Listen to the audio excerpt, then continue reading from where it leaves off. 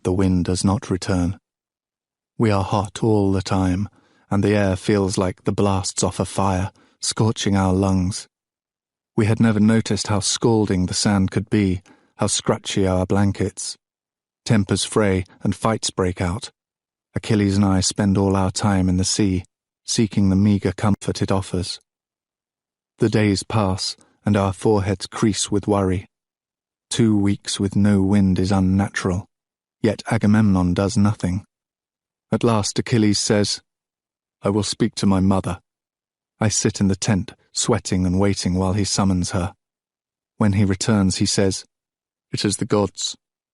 But his mother will not, cannot, say who. We go to Agamemnon. The king's skin is red with heat rash, and he is angry all the time. At the wind, at his restless army, at anyone who will give him an excuse for it. Achilles says, "You know my mother is a goddess." Agamemnon almost snarls his answer. Odysseus lays a restraining hand on his shoulder. "She says the weather is not natural, that it is a message from the gods." Agamemnon is not pleased to hear it. He glowers and dismisses us. A month passes, a weary month of feverish sleep and sweltering days. Men's faces are heavy with anger, but there are no more fights. It is too hot. They lie in the dark and hate each other. Another month. We are all, I think, going to go mad, suffocated by the weight of the motionless air. How much longer can this go on? It is terrible. The glaring sky that pins down our host, the choking heat we suck in with every breath. Even Achilles and I, alone in our tent with 100 games we make for each other, feel winnowed and bare. When will it end? Finally, word comes. Agamemnon has spoken with the chief priest Calchas. We know him. He is small with a patchy brown beard. An ugly man, with a face sharp like a weasel and a habit of running a flickering tongue over his lips before he speaks. But most ugly of all are his eyes. Blue, bright blue. When people see them, they flinch. Such things are freakish. He is lucky he was not killed at birth. Calchas believes it is the goddess Artemis we have offended, though he does not say why. He gives the usual prescription, an enormous sacrifice. Dutifully the cattle are gathered and the honey wine mixed. At our next camp meeting, Agamemnon announces that he has invited his daughter to help preside over the rites. She is a priestess of Artemis, and the youngest woman ever to have been so anointed. Perhaps she can soothe the raging goddess. Then we hear more. This daughter is being brought from Mycenae, not just for the ceremony, but for marriage to one of the kings. Weddings are always propitious, pleasing to the gods. Perhaps this too will help. Agamemnon summons Achilles and me to his tent. His face looks rumpled and swollen, the skin of a man who has not been sleeping. His nose is still red with rash. Beside him sits Odysseus, cool as ever. Agamemnon clears his throat. "Prince Achilles, I have called you here with a proposition. Perhaps you have heard that—" He stops, clears his throat again. "I have a daughter, Iphigenia. I would wish her to be your wife." We stare. Achilles' mouth opens, closes. Odysseus says, "Agamemnon offers you a great honor, Prince of Phthia." Achilles stutters, a rare clumsiness. "Yes, and I thank him." His eyes go to Odysseus, and I know that he is thinking, what of Deidamia? Achilles is already married, as Odysseus well knows. But the king of Ithaca nods, slight, so that Agamemnon will not see. We are to pretend that the princess of Skyros does not exist. "I am honored that you would think of me," Achilles says, hesitating still. His eyes flicker to me in a question. Odysseus sees, as he sees everything. "Sadly, you will only have a night together before she must leave again. Though of course much may happen in a night." He smiles. No one else does. "It will be good, I believe. A wedding. Agamemnon's words come slowly. Good for our families. Good for the men. He does not meet our gaze. Achilles is watching for my answer. He will say no if I wish it. Jealousy pricks but faintly. It will only be a night, I think. It will win him status and sway, and make peace with Agamemnon. It will mean nothing. I nod, slight, as Odysseus had. Achilles offers his hand. I accept, Agamemnon. I will be proud to name you father-in-law. Agamemnon takes the younger man's hand. I watch his eyes as he does. They are cold and almost sad. Later, I will remember this. He clears his throat a third time.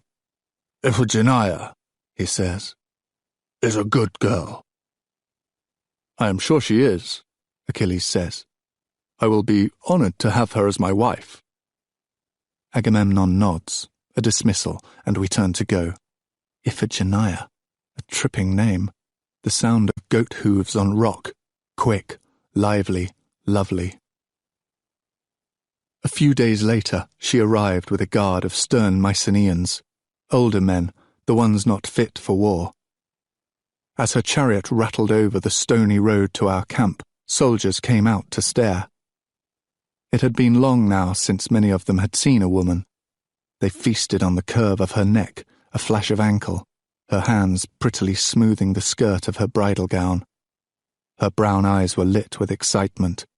She was coming to marry the best of the Greeks. The wedding would take place in our makeshift marketplace, the square wooden platform with a raised altar behind it. The chariot drew closer, past the thronging, gathered men. Agamemnon stood on the dais, flanked by Odysseus and Diomedes. Calchas too was near. Achilles waited, as grooms do, at the dais's side. Iphigenia stepped delicately out of her chariot and onto the raised wood floor. She was very young, not yet 14, caught between priestess poise and childlike eagerness. She threw her arms around her father's neck, laced her hands through his hair. She whispered something to him and laughed. I could not see his face, but his hands on her slender shoulders seemed to tighten. Odysseus and Diomedes moved forward, all smiles and bows, offering their greetings. Her responses were gracious, but impatient. Her eyes were already searching for the husband she had been promised. She found him easily, her gaze catching on his golden hair. She smiled at what she saw. At her look, Achilles stepped forward to meet her, standing now just at the platform's edge. He could have touched her then, and I saw him start to, reach towards her tapered fingers fine as sea-smoothed shells. Then the girl stumbled. I remember Achilles frowning. I remember him shift to catch her. But she wasn't falling. She was being dragged backwards to the altar behind her. No one had seen Diomedes move, but his hand was on her now, huge against her slender collarbone, bearing her down to the stone surface. She was too shocked to struggle, to know even what was happening. Agamemnon yanked something from his belt. It flashed in the sun as he swung it. The knife's edge fell onto her throat, and blood spurted over the altar, spilled down her dress. She choked, tried to speak, could not. Her body thrashed and writhed, but the hands of the king pinned her down. At last, her struggles grew weaker, her kicking less. At last, she lay still. Blood slicked Agamemnon's hands. He spoke into the silence. The goddess is appeased. Who knows what might have happened then? The air was close with the iron salt smell of her death. Human sacrifice was an abomination, driven from our lands long ago. And his own daughter. We were horrified and angry, and there was violence in us. Then, before we could move, something on our cheeks. We paused, unsure, and it came again. Soft and cool and smelling of the sea. A murmur went through the men. Wind. The wind has come. Jaws unclenched and muscles loosened. The goddess is appeased." Achilles seemed frozen, fixed to his spot beside the dais. I took his arm and pulled him through the crowd towards our tent. His eyes were wild, and his face was spattered with her blood. I wet a cloth and tried to clean it away, but he caught my hand. "I could have stopped them," he said. The skin of his face was very pale. His voice was hoarse. "I was close enough. I could have saved her." I shook my head. "You could not have known." He buried his face in his hands and did not speak. I held him and whispered all the bits of broken comfort I could find. After he had washed his stained hands and changed his bloodied clothes, Agamemnon called us all back to the marketplace. Artemis, he said, had been displeased with the bloodshed this huge army intended. She demanded payment for it. In advance, in kind. Cows were not enough. A virgin priestess was required. Human blood for human blood. The leader's eldest daughter would be best. Iphigenia had known, he said, had agreed to do it. Most men had not been close enough to see the startled panic in her eyes. Gratefully, they believed their general's lie. They burned her that night on cypress wood, the tree of our darkest gods. Agamemnon broached 100 casks of wine for celebration. We were leaving for Troy on the morning's tide. Inside our tent, Achilles fell into exhausted sleep, his head in my lap. I stroked his forehead, watching the trembles of his dreaming face. In the corner lay his bloodied groom's tunic. Looking at it, at him, my chest felt hot and tight. It was the first death he had ever witnessed. I eased his head off my lap and stood. Outside, men sang and shouted, drunk and getting drunker. On the beach, the pyre burned high, fed by the breeze. I strode past campfires, past lurching soldiers. I knew where I was going. There were guards outside his tent, but they were slumping, half asleep. "Who are you?" one asked, starting up. I stepped past him and threw open the tent's door. Odysseus turned. He had been standing at a small table, his finger to a map. There was a half-finished dinner plate beside it. "Welcome, Patroclus. Oh, it's all right, I know him," he added to the guard, stuttering apologies behind me. He waited until the man was gone. "I thought you might come." I made a noise of contempt. "You would say that, whatever you thought." He half smiled. "Sit, if you like. I'm just finishing my dinner." "You let them murder her." I spat the words at him. He drew a chair to the table. "And what makes you think I could have stopped them?" "You would have, if it had been your daughter." I felt like my eyes were throwing off sparks. I wanted him burnt. "I don't have a daughter." He tore a piece of bread, sopped it into gravy, ate. "Your wife, then? What if it had been your wife?" He looked up at me. "What do you wish me to say? That I would not have done it?" "Yes." "I would not have. But perhaps that is why Agamemnon is king of Mycenae, and I rule only Ithaca." Too easily his answers came to him. His patience enraged me. "Her death is on your head." A wry twist of his mouth. "You give me too much credit. I am a counselor only, Patroclus, not a general." "You lied to us." "About the wedding?" "Yes. It was the only way Clytemnestra would let the girl come." The mother, back in Argos. Questions rose in me, but I knew this trick of his. I would not let him divert me from my anger. My finger stabbed the air. "You dishonored him." Achilles had not thought of this yet. He was too grieved with the girl's death, but I had. They had tainted him with their deceit. Odysseus waved a hand. "The men have already forgotten he was part of it. They forgot it when the girl's blood spilled. It is convenient for you to think so." He poured himself a cup of wine, drank. "You are angry, and not without reason. But why come to me? I did not hold the knife, or the girl." "There was blood," I snarled. all over him, his face, in his mouth. Do you know what it did to him? He grieves that he did not prevent it. Of course, I snapped. He could barely speak. Odysseus shrugged. He has a tender heart. An admirable quality, surely. If it helps his conscience, tell him I placed Diomedes where he was on purpose, so Achilles would see too late. I hated him so much I could not speak. He leaned forward in his chair. May I give you some advice?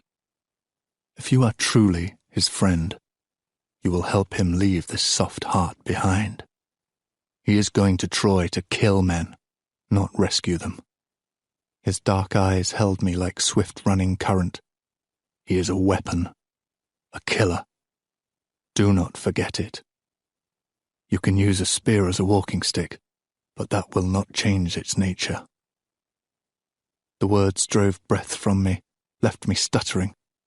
He is not, but he is. The best the gods have ever made, and it is time he knew it, and you did too.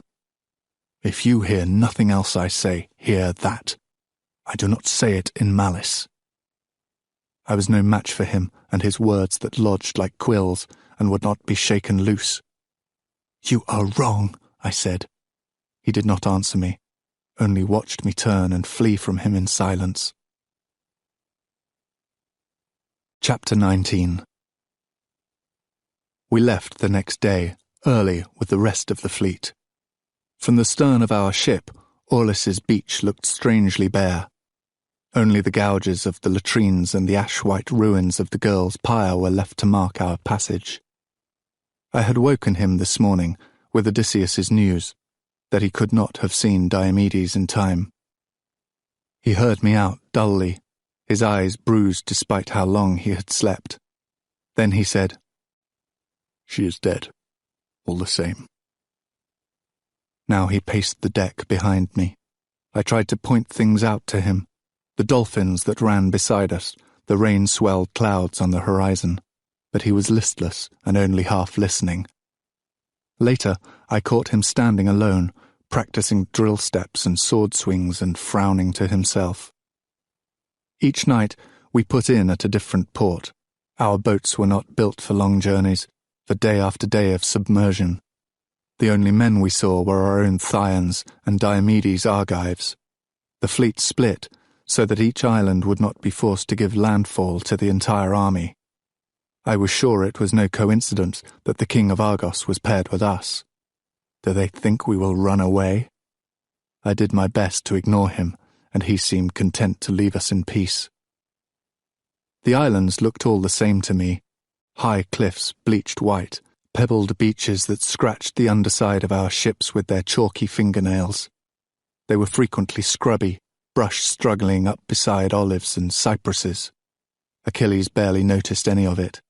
He bent over his armour, polishing it till it shone bright as flame. On the 7th day, we came to Lemnos, just across from the Hellespont's narrow mouth. It was lower than most of our islands, full of swamps and stagnant ponds choking with water lilies. We found a pool some distance from the camp and sat by it. Bugs shivered on its surface, and bulbous eyes peered from amidst the weeds. We were only 2 days from Troy. "What was it like when you killed that boy?" I looked up. His face was in shadow, the hair falling around his eyes. "Like?" I asked. He nodded, staring at the water as if to read its depths. "What did it look like?" "It's hard to describe." He had taken me by surprise. I closed my eyes to conjure it. The blood came quickly. I remember that. And I couldn't believe how much there was. His head was split, and his brain showed a little. I fought down the nausea that gripped me, even now. I remember the sound his head made against the rock. Did he twitch? Like animals do? I did not stay long enough to watch. He was silent a moment. "My father told me once to think of them like animals, the men I kill." I opened my mouth to speak, then closed it again. He did not look up from his vigil over the water's surface. "I do not think I can do it," he said, simply as was his way. Odysseus's words pressed in on me, weighed down my tongue. Good, I wanted to say, but what did I know? I did not have to win my immortality with war. I held my peace. "I cannot stop seeing it," he said softly. Her death. I could not either. The gaudy spray of blood, the shock and pain in her eyes. "It will not always be like that," I heard myself say. "She was a girl and innocent. These will be men that you fight, warriors who will kill you if you do not strike first." He turned to look at me, his gaze intent. "But you will not fight, even if they strike at you. You hate it." If it had been any other man, the words would have been an insult. "Because I don't have the skill," I said. "I don't think that is the only reason," he said. His eyes were green and brown as forest, and even in the dim light I could see the gold. "Perhaps not," I said at last. "But you will forgive me." I reached for his hand and took it. "I have no need to forgive you. You cannot offend me."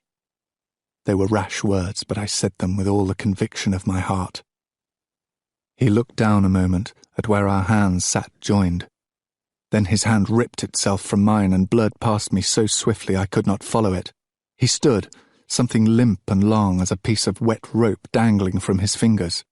My eyes stared at it, uncomprehending. "Hydros," Achilles said. "Water snake." It was dun grey, and its flat head hung brokenly to the side. Its body still trembled a little, dying. Weakness sluiced through me. Chiron had made us memorize their homes and colours, brown-grey by water, quick to anger, deadly bite. "I did not even see it," I managed. He threw the thing aside, to lie blunt-nosed and brown among the weeds. He had broken its neck. "You did not have to," he said. "I saw it." He was easier after that, no longer pacing the deck and staring, but I knew that Iphigenia still weighed on him, on both of us. He took to carrying one of his spears with him always. He would toss it into the air and catch it over and over again. Slowly, the fleet straggled back together. Some had gone the long way round, south by the island of Lesbos.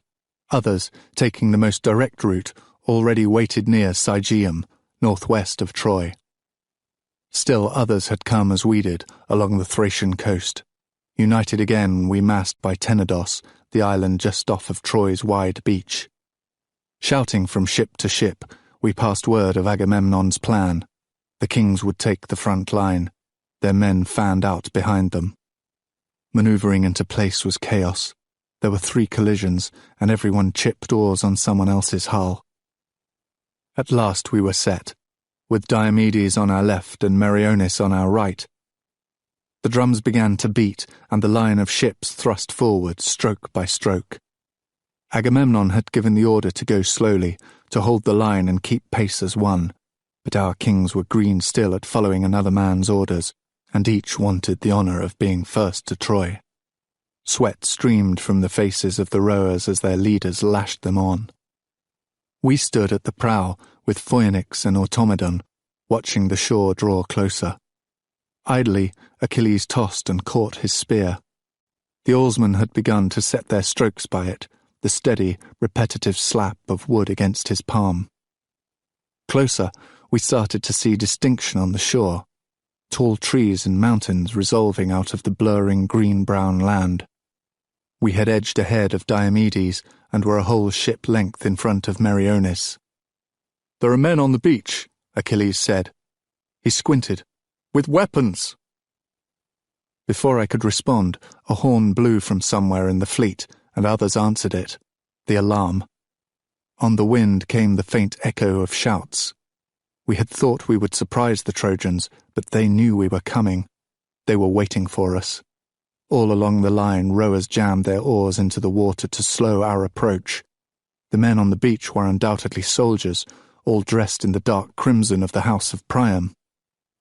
A chariot flew along their ranks, churning up sand, The man in it wore a horsehair helmet, and even from a distance we could see the strong lines of his body. He was large, yes, but not as large as Ajax or Menelaus. His power came from his carriage, his perfectly squared shoulders, the straight line of his back arrowing up to heaven. This was no slouchy prince of wine halls and debauchery, as Easterners were said to be. This was a man who moved like the gods were watching. Every gesture he made was upright and correct. There was no one else it could be but Hector. He leapt from the chariot, shouting to his men.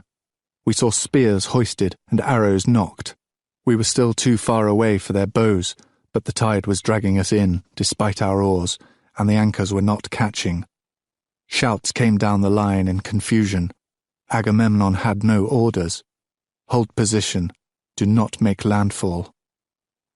We are almost in range of their arrows, Achilles commented.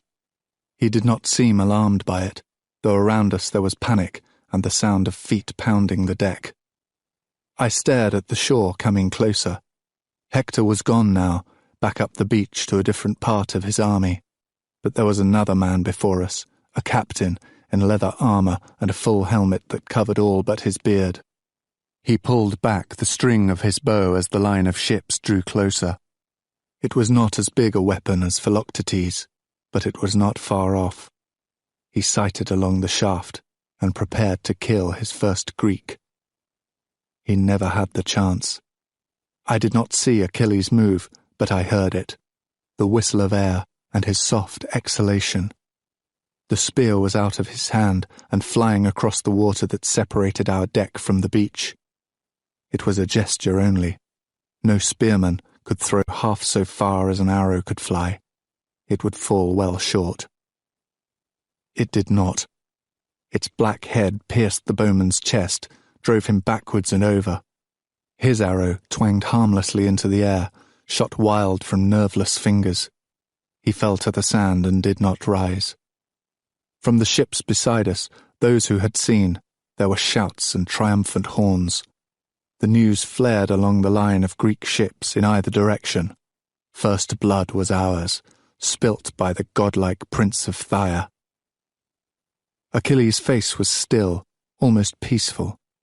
He did not look like a man who had performed a miracle. On the shore, the Trojans shook their weapons and shouted strange, harsh words. There was a group of them, kneeling around the fallen man. Behind me, I heard Phoenix whisper something to Automedon, who ran off. A moment later, he reappeared with a handful of spears. Achilles took one without looking, hefted it, and threw. I watched him this time. The graceful curve of his arm, the lift of his chin. He did not pause as most men did to aim or sight. He knew where it would go. On the shore, another man fell. We were close now, and arrows began to fly on both sides. Many hit the water, others stuck in masts and hulls. A few men cried out along our line. A few men fell along theirs. Achilles calmly took a shield from Automedon. "Stand behind me," he said. I did. When an arrow came close, he brushed it aside with the shield. He took another spear. The soldiers grew wilder. Their overeager arrows and spears littered the water. Somewhere down the line, Protesilaus, Prince of Phulace, leapt laughing from the bow of his ship and began to swim to shore. Perhaps he was drunk, perhaps his blood was fired with hopes of glory, perhaps he wished to outdo the Prince of Phthia. A spinning spear from Hector himself hit him, and the surf around him flushed red. He was the first of the Greeks to die. Our men slid down ropes, lifted huge shields to cover themselves from arrows, and began to stream to shore. The Trojans were well marshalled, but the beach offered no natural defence, and we outnumbered them. At a command from Hector, they seized their fallen comrades and relinquished the beach. Their point had been made. They would not be so easy to kill. Chapter 20. We gained the beach, and pulled the first ships onto the sand. Scouts were sent ahead to watch for further Trojan ambush, and guards were posted. Hot though it was, no one took off his armour. Quickly, while ships still clogged the harbour behind us, lots were drawn for the placement of each kingdom's camp.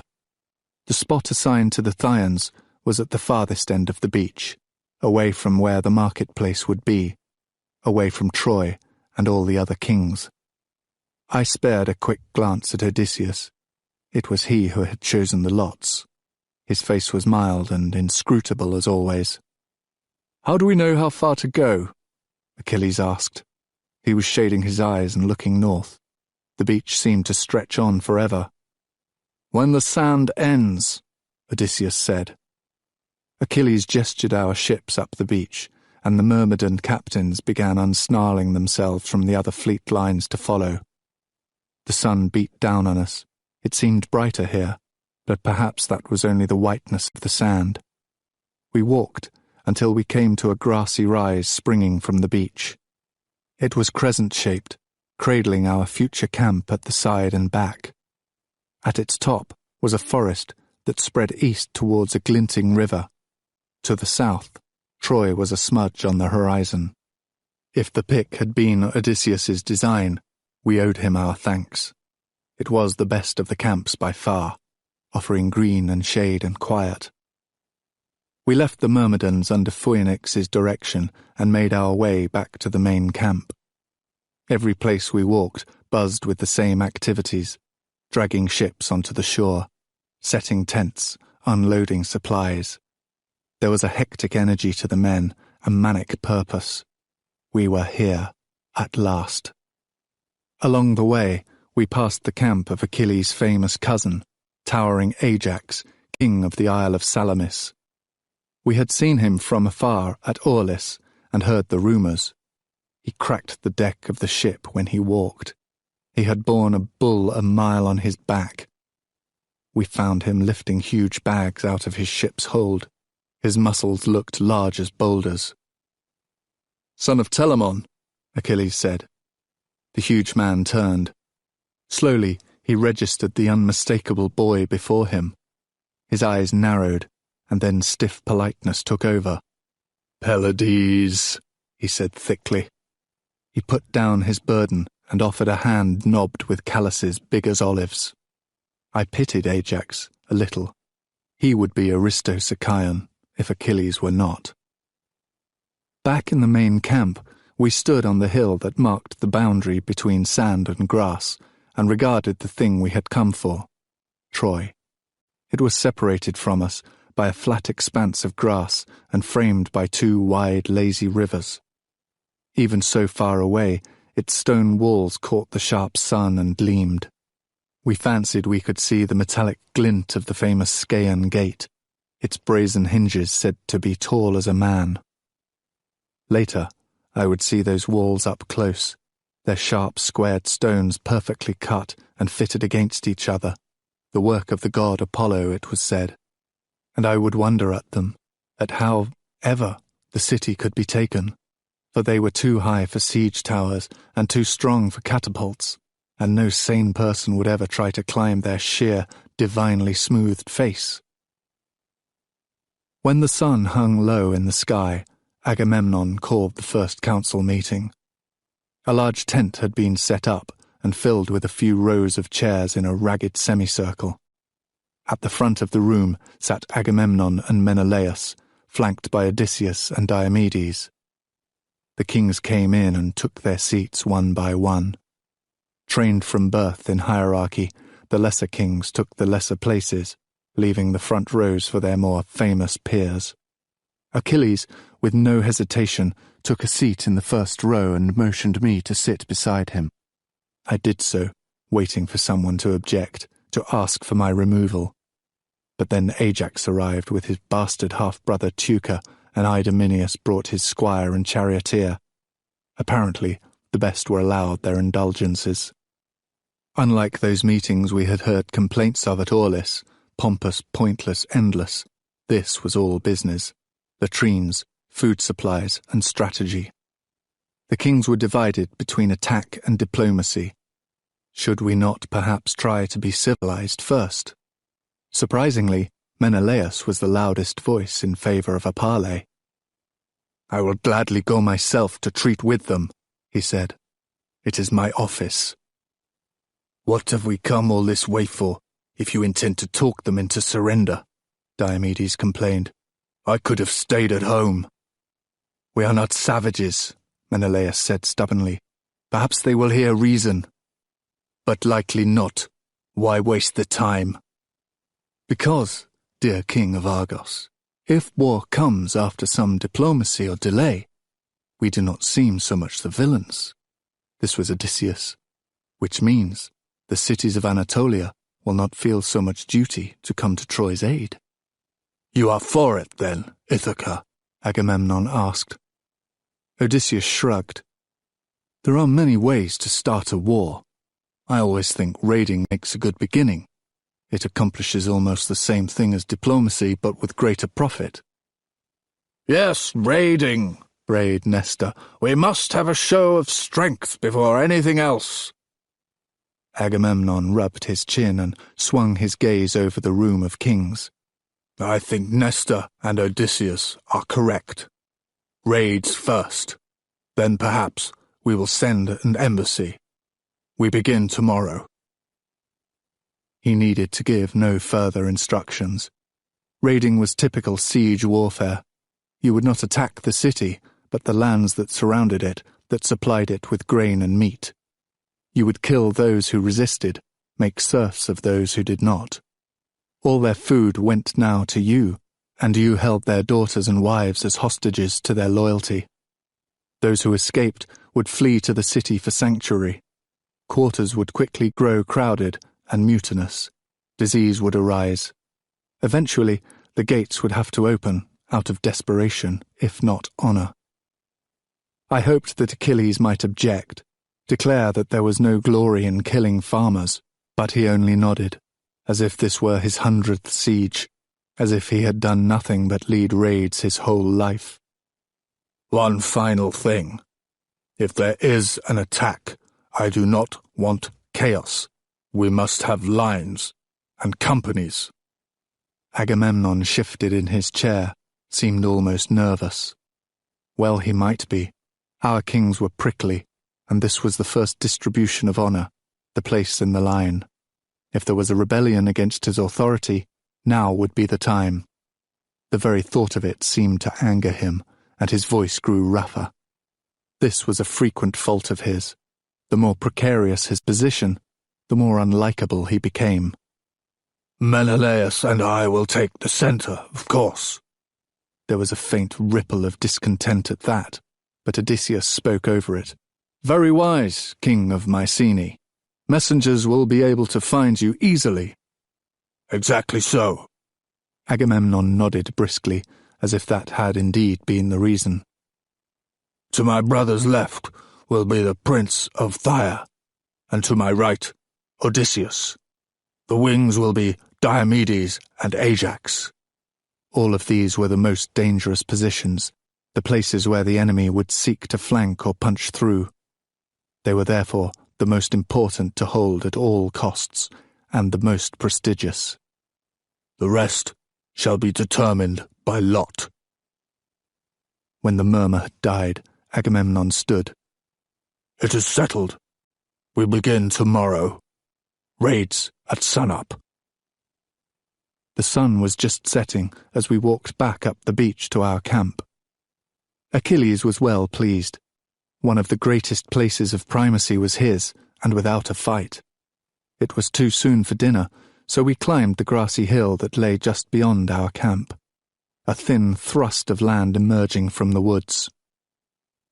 We stopped there a moment, surveying the new camp and the sea beyond. The dying light was in his hair, and his face was sweet with evening. A question had burned in me since the battle on the ships, but there had been no time before now to ask it. "Did you think of them as animals, as your father said?" He shook his head. "I did not think at all. Over our heads the gulls screamed and wheeled. I tried to imagine him bloodied and murderous after his first raid tomorrow." "Are you frightened?" I asked. The first call of a nightingale in the trees at our backs. "No," he answered. "This is what I was born for." I woke next morning to the sound of Trojan waves against a Trojan shore. Achilles still drowsed beside me, so I left the tent to let him sleep. Outside, the sky was as cloudless as the day before, the sun bright and piercing, the sea throwing off great sheets of light. I sat and felt the drops of sweat prick and pool against my skin.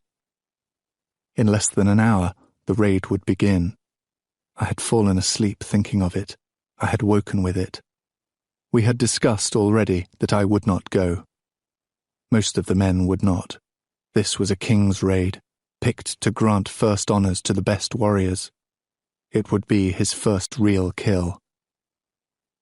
Yes, there had been the men on the shore the previous day, but that had been a distant thing, with no blood that we could see. They had fallen almost comically, from too far away to see their faces or pain. Achilles emerged from the tent already dressed. He sat beside me and ate the breakfast that was waiting for him. We said little. There were no words to speak to him of how I felt. Our world was one of blood, and the honour it won. Only cowards did not fight. For a prince there was no choice. You warred and won, or warred and died. Even Chiron had sent him a spear. Phoenix was already up and marshalling the Myrmidons who would accompany him down by the water's edge. It was their first fight, and they wanted their master's voice. Achilles stood, and I watched as he strode towards them, the way the bronze buckles on his tunic threw off fire flashes, the way his dark purple cape brightened his hair to sun's gold. He seemed so much the hero. I could barely remember that only the night before we had spit olive pits at each other across the plate of cheeses that Phoenix had left for us, that we had howled with delight when he had landed one, wet and with bits of fruit still hanging from it in my ear. He held up his spear as he spoke and shook its grey tip, dark as stone or stormy water. I felt sorry for other kings who had to fight for their authority or wore it poorly, their gestures jagged and rough. With Achilles, it was graceful as a blessing, and the men lifted their faces to it as they would to a priest. After, he came to bid me farewell. He was life-size again, and held his spear loosely, almost lazily. "Will you help me put the rest of my armour on?" I nodded, and followed him into the cool of the tent, past the heavy cloth door that fell closed like a lamp blown out. I handed him bits of leather and metal as he gestured for them, coverings for his upper thighs, his arms, his belly. I watched him strap these things on one by one, saw the stiff leather dig into his soft flesh, skin that only last night I had traced with my finger. My hand twitched towards him, longing to pull open the tight buckles, to release him. But I did not. The men were waiting. I handed him the last piece, his helmet, bristling with horsehair, and watched as he fitted it over his ears, leaving only a thin strip of his face open. He leaned towards me, framed by bronze, smelling of sweat and leather and metal. I closed my eyes, felt his lips on mine, the only part of him still soft. Then he was gone. Without him, the tent seemed suddenly much smaller, close and smelling of the hides that hung on the walls. I lay on our bed and listened to his shouted orders, then the stamps and snorts of horses. Last of all, the creaking of his chariot wheels as they bore him off. At least I had no fears for his safety. As long as Hector lived, he could not die. I closed my eyes and slept. I woke to his nose on mine, pressing insistently against me as I struggled from the webbing of my dreams. He smelled sharp and strange, and for a moment I was almost revolted at this creature that clung to me and shoved its face against mine. But then he sat back on his heels and was Achilles again. His hair damp and darkened, as if all the morning sun had been poured out of it. It stuck to his face and ears, flattened and wet from the helmet. He was covered in blood, vivid splashes not yet dried to rust. My first thought was terror, that he was wounded, bleeding to death. "Where are you hurt?" I asked. My eyes raked him for the source of the blood.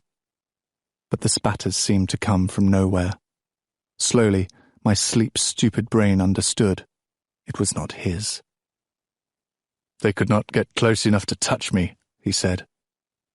There was a sort of wondering triumph in his voice. "I did not know how easy it would be. Like nothing. You should have seen it. The men cheered me afterwards." His words were almost dreamy. "I cannot miss. I wish you had seen." "How many?" I asked. 12. 12 men, with nothing at all to do with Paris or Helen or any of us. Farmers. There was a bitterness to my voice that seemed to bring him back to himself. "They were armed," he said quickly. "I would not kill an unarmed man." "How many will you kill tomorrow, do you think?" I asked. He heard the edge in my voice and looked away. The pain on his face struck me, and I was ashamed. Where was my promise that I would forgive him? I knew what his destiny was, and I had chosen to come to Troy anyway. It was too late for me to object, simply because my conscience had begun to chafe. "I'm sorry," I said. I asked him to tell me what it was like, all of it, as we had always spoken to each other. And he did. Everything. How his first spear had pierced the hollow of a man's cheek, carrying flesh with it as it came out the other side. How the second man had fallen, struck through the chest. How the spear had caught against his ribcage when Achilles tried to retrieve it. The village had smelled terrible when they left it, muddy and metallic, with the flies already landing. I listened to every word, imagining it was a story only, as if it were dark figures on an urn he spoke of instead of men. Agamemnon posted guards to watch Troy every hour of every day. We were all waiting for something, an attack, or an embassy, or a demonstration of power. But Troy kept her gates shut, and so the raids continued. I learned to sleep through the day so that I would not be tired when he returned. He always needed to talk then, to tell me down to the last detail about the faces and the wounds and the movements of men. And I wanted to be able to listen, to digest the bloody images, to paint them flat and unremarkable onto the vase of posterity, to release him from it and make him Achilles again. Chapter 21. With the raids came the distribution. This was a custom of ours, the awarding of prizes, the claiming of war spoils. Each man was allowed to keep what he personally won. Armor that he stripped from a dead soldier, a jewel he tore from the widow's neck. But the rest, ewers and rugs and vases, were carried to the dais and piled high for distribution. It was not so much about the worth of any object as about honor. The portion you were given was equal to your standing in the army. First allotment went usually to the army's best soldier, but Agamemnon named himself first and Achilles second. I was surprised that Achilles only shrugged. "Everyone knows I'm better. This only makes Agamemnon look greedy." He was right, of course, and it made it all the sweeter when the men cheered for us, tottering beneath our pile of treasure, and not for Agamemnon. Only his own Mycenaeans applauded him. After Achilles came Ajax, then Diomedes and Menelaus, and then Odysseus, and on and away until Cebriones was left with only wooden helmets and chipped goblets. Sometimes, though, if a man had done particularly well that day, the general might award him something particularly fine, before even the first man's turn. Thus, even Cebriones was not without hope. In the third week, a girl stood on the dais, amidst the swords and woven rugs in gold. She was beautiful, her skin a deep brown, her hair black and gleaming. High on her cheekbone was a spreading bruise where a knuckle had connected. In the twilight, her eyes seemed bruised as well, shadowed as if with Egyptian kohl. Her dress was torn at the shoulder and stained with blood. Her hands were bound. The men gathered eagerly. They knew what her presence meant. Agamemnon was giving us permission for camp followers, for spear-wives and bed-slaves. Until now, the women had simply been forced in the fields and left. In your own tent was a much more convenient arrangement. Agamemnon mounted the dais, and I saw his eyes slide over the girl, a slight smile on his lips. He was known, all the house of Atreus was, for his appetites. I do not know what came over me then, but I seized Achilles' arm and spoke into his ear. "Take her." He turned to me, his eyes wide with surprise. "Take her as your prize, before Agamemnon does. Please." He hesitated, but only a second. "Men of Greece." He stepped forward, still in the day's armor, still smeared with blood. "Great king of Mycenae." Agamemnon turned to face him, frowning. "Pylades? I would have this girl as my war prize." At the back of the dais, Odysseus raised an eyebrow. The men around us murmured. His request was unusual, but not unreasonable. In any other army, first choice would have been his anyway. Irritation flashed in Agamemnon's eyes. I saw the thoughts turn across his face. He did not like Achilles, yet it was not worth it here already to be churlish. She was beautiful, but there would be other girls.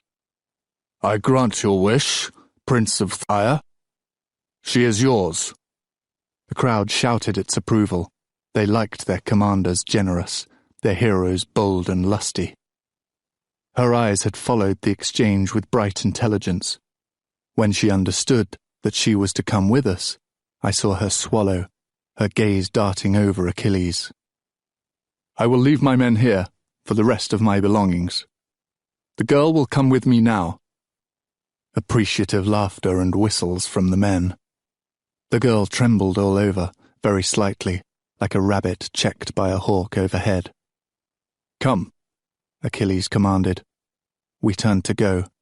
Head down, she followed. Back in our camp, Achilles drew his knife, and her head jerked a little with fear. He was still bloody from the day's battle. It had been her village he had plundered. "Let me," I said. He handed me the knife and backed away, almost embarrassed. "I am going to free you," I said. Up close, I saw how dark her eyes were, brown as richest earth, and large in her almond-shaped face. Her gaze flickered from the blade to me. I thought of frightened dogs I had seen, backed small and sharp into corners. "No, no," I said quickly, "we will not hurt you. I am going to free you." She looked at us in horror. The gods knew what she thought I was saying. She was an Anatolian farm girl, with no reason to have ever heard Greek before. I stepped forward to put a hand on her arm to reassure. She flinched as if expecting a blow. I saw the fear in her eyes, of rape and worse. I could not bear it. There was only one thing I could think of. I turned to Achilles and seized the front of his tunic. I kissed him. When I let go again, she was staring at us, staring and staring. I gestured to her bonds and back to the knife. "All right?" She hesitated a moment, then slowly offered her hands.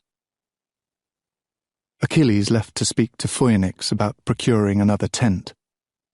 I took her to the grass-sided hill and had her sit while I made a compress for her bruised face. Gingerly, eyes downcast, she took it. I pointed to her leg. It was torn open, a long cut along her shin. "May I see?" I asked, gesturing. She made no response, but reluctantly let me take her leg, dress the wound, and tie it closed with bandages. She followed every movement of my hands and never met my gaze. After, I took her to her new pitched tent. She seemed startled by it, almost afraid to enter. I threw open the flap and gestured. Food, blankets, a ewer of water, and some clean cast-off clothes. Hesitating, she stepped inside, and I left her there, eyes wide, staring at it all. The next day, Achilles went raiding again. I trailed around the camp, collecting driftwood, cooling my feet in the surf. All the time I was aware of the new tent in the camp's corner. We had seen nothing of her yet. The flap was shut tight as Troy. A dozen times I almost went to call through the fabric. At last, at midday, I saw her in the doorway. She was watching me, half hidden behind the folds. When she saw that I had noticed her, she turned quickly and went to leave. "Wait," I said. She froze. The tunic she wore, one of mine, hung past her knees and made her look very young. How old was she? I did not even know. I walked up to her. "Hello." She stared at me with those wide eyes. Her hair had been drawn back, revealing the delicate bones of her cheeks. She was very pretty. "Did you sleep well?" I do not know why I kept talking to her. I thought it might comfort her. I had once heard Chiron say that you talk to babies to soothe them. "Patroclus," I said, pointing at myself. Her eyes flickered to me, then away. "Patroclus," I repeated slowly. She did not answer, did not move. Her fingers clutched the cloth of the tent flap. I felt ashamed then. I was frightening her. "I will leave you," I said. I inclined my head and made to go. She spoke something, so low I could not hear it. I stopped. "What?" "Briseis," she repeated. She was pointing to herself. "Briseis?" I said. She nodded shyly. That was the beginning. It turned out that she did know a little Greek, a few words that her father had picked up and taught her when he heard the army was coming. Mercy was one.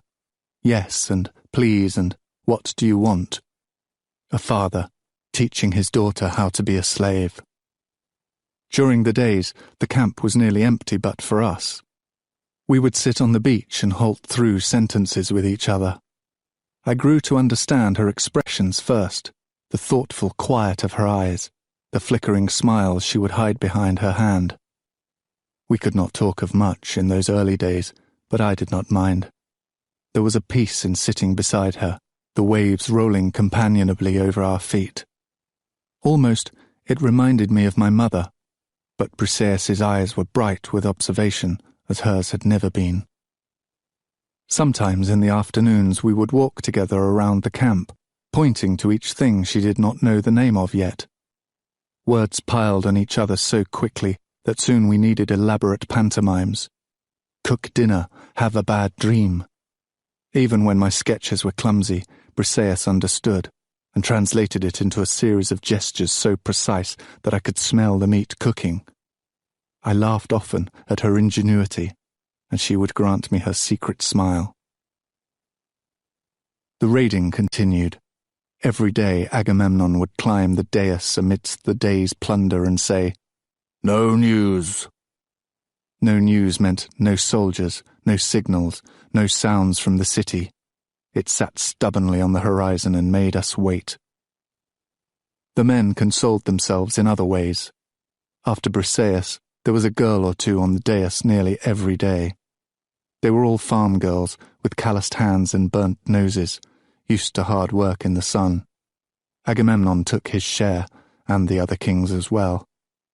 You saw them everywhere now, weaving between tents, slopping buckets of water onto their long, wrinkled dresses, what they had happened to be wearing the day they were taken. They served fruit and cheese and olives, carved meat and filled wine cups. They polished armor, wedging the carapaces between their legs as they sat on the sand. Some of them even wove, spinning threads from tangled clots of sheep's wool, animals we had stolen in our raids. At night, they served in other ways, and I cringed at the cries that reached even our corner of the camp. I tried not to think of their burnt villages and dead fathers, but it was difficult to banish. The raids were stamped on every one of the girls' faces, large smears of grief that kept their eyes as wobbling and sloppy as the buckets that swung into their legs. And bruises, too, from fists or elbows, and sometimes perfect circles, spear butts, to the forehead or temple. I could barely watch these girls as they stumbled into camp to be parcelled off. I sent Achilles out to ask for them, to seek as many as he could, and the men teased him about his voraciousness, his endless priapism. "Didn't even know you liked girls," Diomedes joked. Each new girl went first to Briseis, who would speak comfort to her in soft Anatolian. She would be allowed to bathe and be given new clothes, and then would join the others in the tent. We put up a new one, larger to fit them all, 8, 10, 11 girls. Mostly it was Phoenix and I who spoke to them. Achilles stayed away. He knew that they had seen him killing their brothers and lovers and fathers. Some things could not be forgiven. Slowly they grew less frightened. They spun and talked in their own language, sharing the words they picked up from us. Helpful words like cheese or water or wool. They were not as quick as Briseis was, but they patched together enough that they could speak to us. It was Briseis's idea for me to spend a few hours with them each day teaching them, but the lessons were more difficult than I thought. The girls were wary, their eyes darting to each other. They were not sure what to make of my sudden appearance in their lives. It was Briseis again who eased their fears and let our lessons grow more elaborate, stepping in with a word of explanation or a clarifying gesture. Her Greek was quite good now, and more I simply deferred to her. She was a better teacher than I, and funnier too. Her mimes brought us all to laughter, a sleepy-eyed lizard, 2 dogs fighting. It was easy to stay with them long and late, until I heard the creaking of the chariot and the distant banging of bronze, and returned to greet my Achilles. It was easy, in those moments, to forget that the war had not yet really begun. Chapter 22. As triumphant as the raids were, they were only raids. The men who died were farmers, tradesmen, from the vast network of villages that supported the mighty city, not soldiers. In councils, Agamemnon's jaw grew increasingly tight, and the men were restive. Where was the fight we were promised? Close, Odysseus said. He pointed out the steady flood of refugees into Troy. The city must be near to bursting now. Hungry families would be spilling into the palace. Makeshift tents would clog the city's streets. It was only a matter of time, he told us. As if conjured by his prophecy, a flag of parley flew above Troy's walls the very next morning. The soldier on watch raced down the beach to tell Agamemnon. King Priam was willing to receive an embassy. The camp was afire with the news. One way or another now, something would happen. They would return Helen, or we would get to fight for her properly in the field. The Council of Kings sent Menelaus and Odysseus, the obvious choices.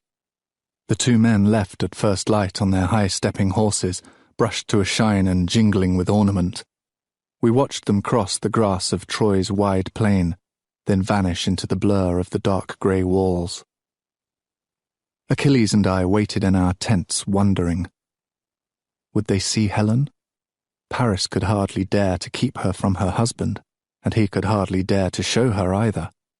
Menelaus had gone conspicuously unarmed. Perhaps he did not trust himself. "Do you know why she chose him?" Achilles asked me. Menelaus? No. I remembered the king's face in Tyndareus's hall, glowing with health and good humour.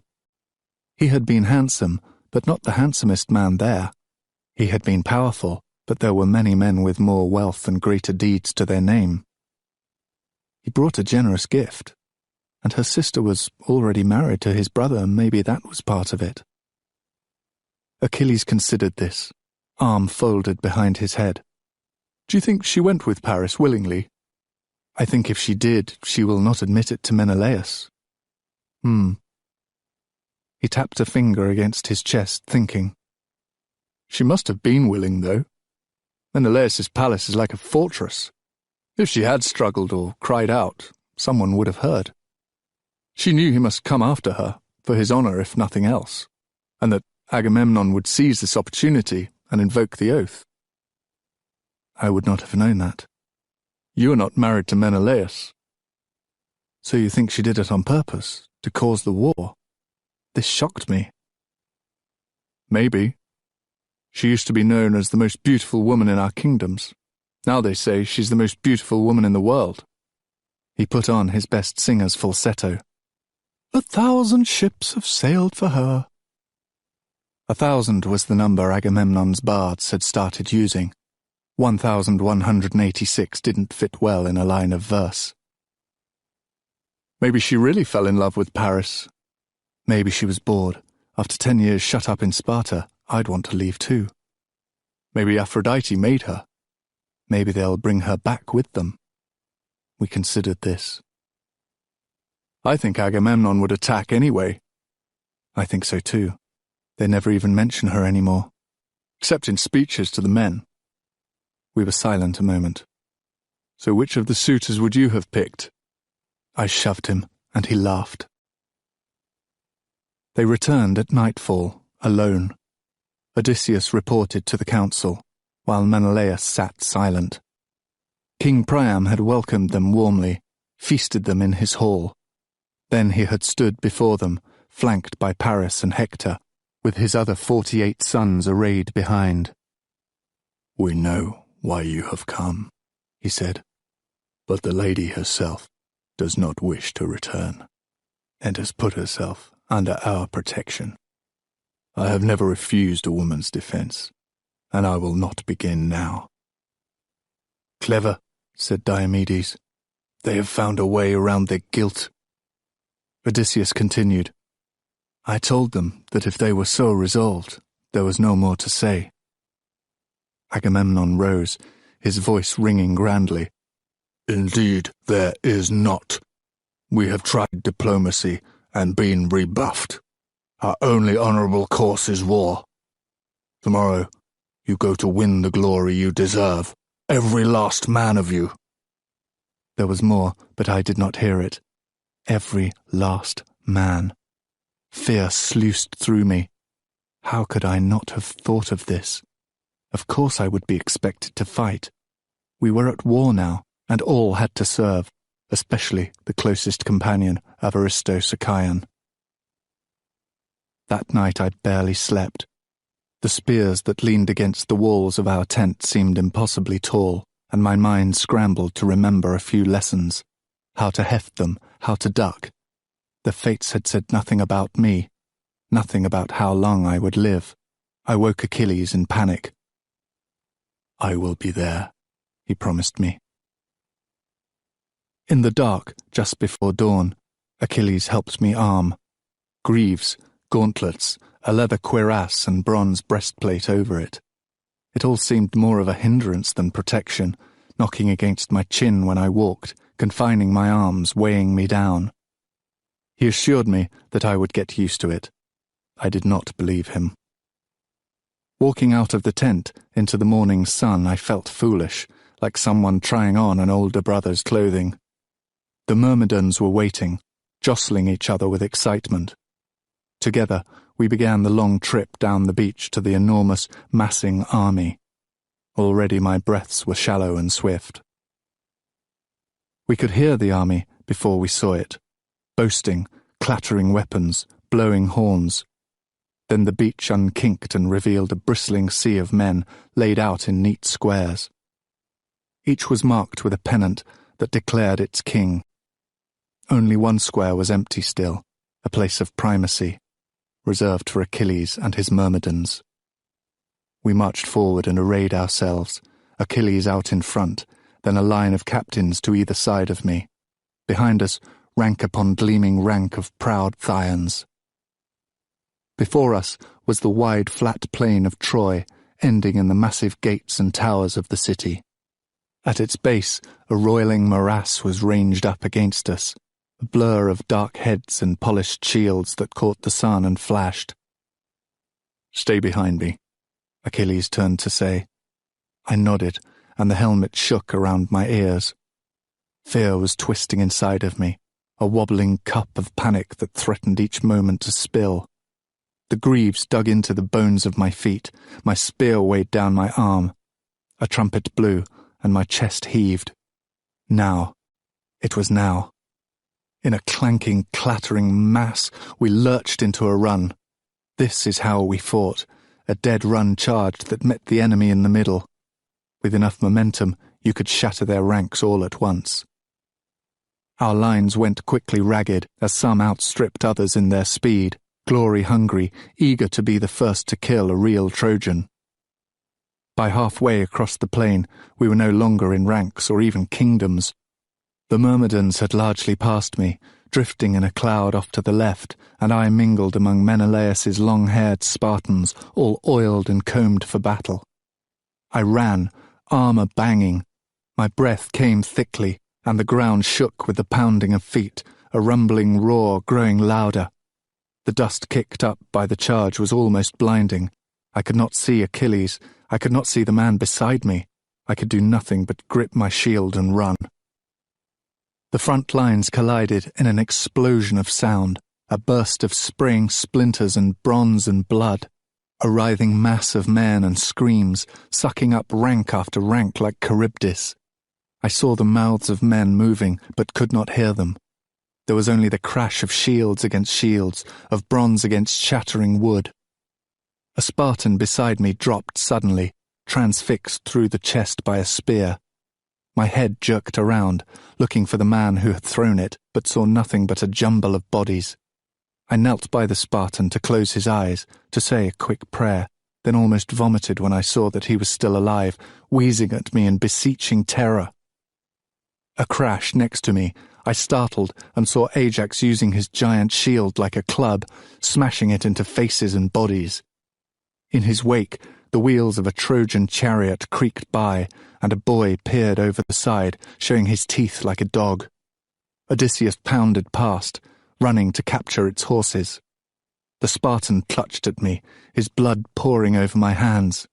The wound was too deep, there was nothing to be done. A dull relief when the light faded from his eyes at last. I closed them with gritty, trembling fingers. I staggered dizzily to my feet. The plain seemed to slew and pound like surf before me. My eyes would not focus. There was too much movement, flashes of sun and armour and skin. Achilles appeared from somewhere. He was blood-spattered and breathless, his face flushed, his spear smeared red up to the grip. He grinned at me, then turned and leapt into a clump of Trojans. The ground was strewn with bodies and bits of armour with spear shafts and chariot wheels, but he never stumbled, not once. He was the only thing on the battlefield that didn't pitch feverishly like the salt-slick deck of a ship until I was sick with it. I did not kill anyone, or even attempt to. At the end of the morning, hours and hours of nauseating chaos, my eyes were sun-blind, and my hand ached with gripping my spear, though I had used it more often to lean on than threaten. My helmet was a boulder crushing my ears slowly into my skull. It felt like I had run for miles, though when I looked down, I saw that my feet had beaten the same circle over and over again, flattening the same dry grass as if preparing a dancing field. Constant terror had siphoned and drained me, even though somehow I always seemed to be in a lull, a strange pocket of emptiness into which no men came, and I was never threatened. It was a measure of my dullness, my dizziness, that it took me until mid-afternoon to see that this was Achilles' doing. His gaze was on me always, preternaturally sensing the moment when a soldier's eyes widened at the easy target I presented. Before the man drew another breath, he would cut him down. He was a marvel, shaft after shaft flying from him, spears that he wrenched easily from broken bodies on the ground to toss at new targets. Again and again I saw his wrist twist, exposing its pale underside, those flute-like bones thrusting elegantly forward. My spear sagged forgotten to the ground as I watched. I could not even see the ugliness of the deaths any more, the brains, the shattered bones that later I would wash from my skin and hair. All I saw was his beauty, his singing limbs, the quick flickering of his feet. Dusk came at last and released us.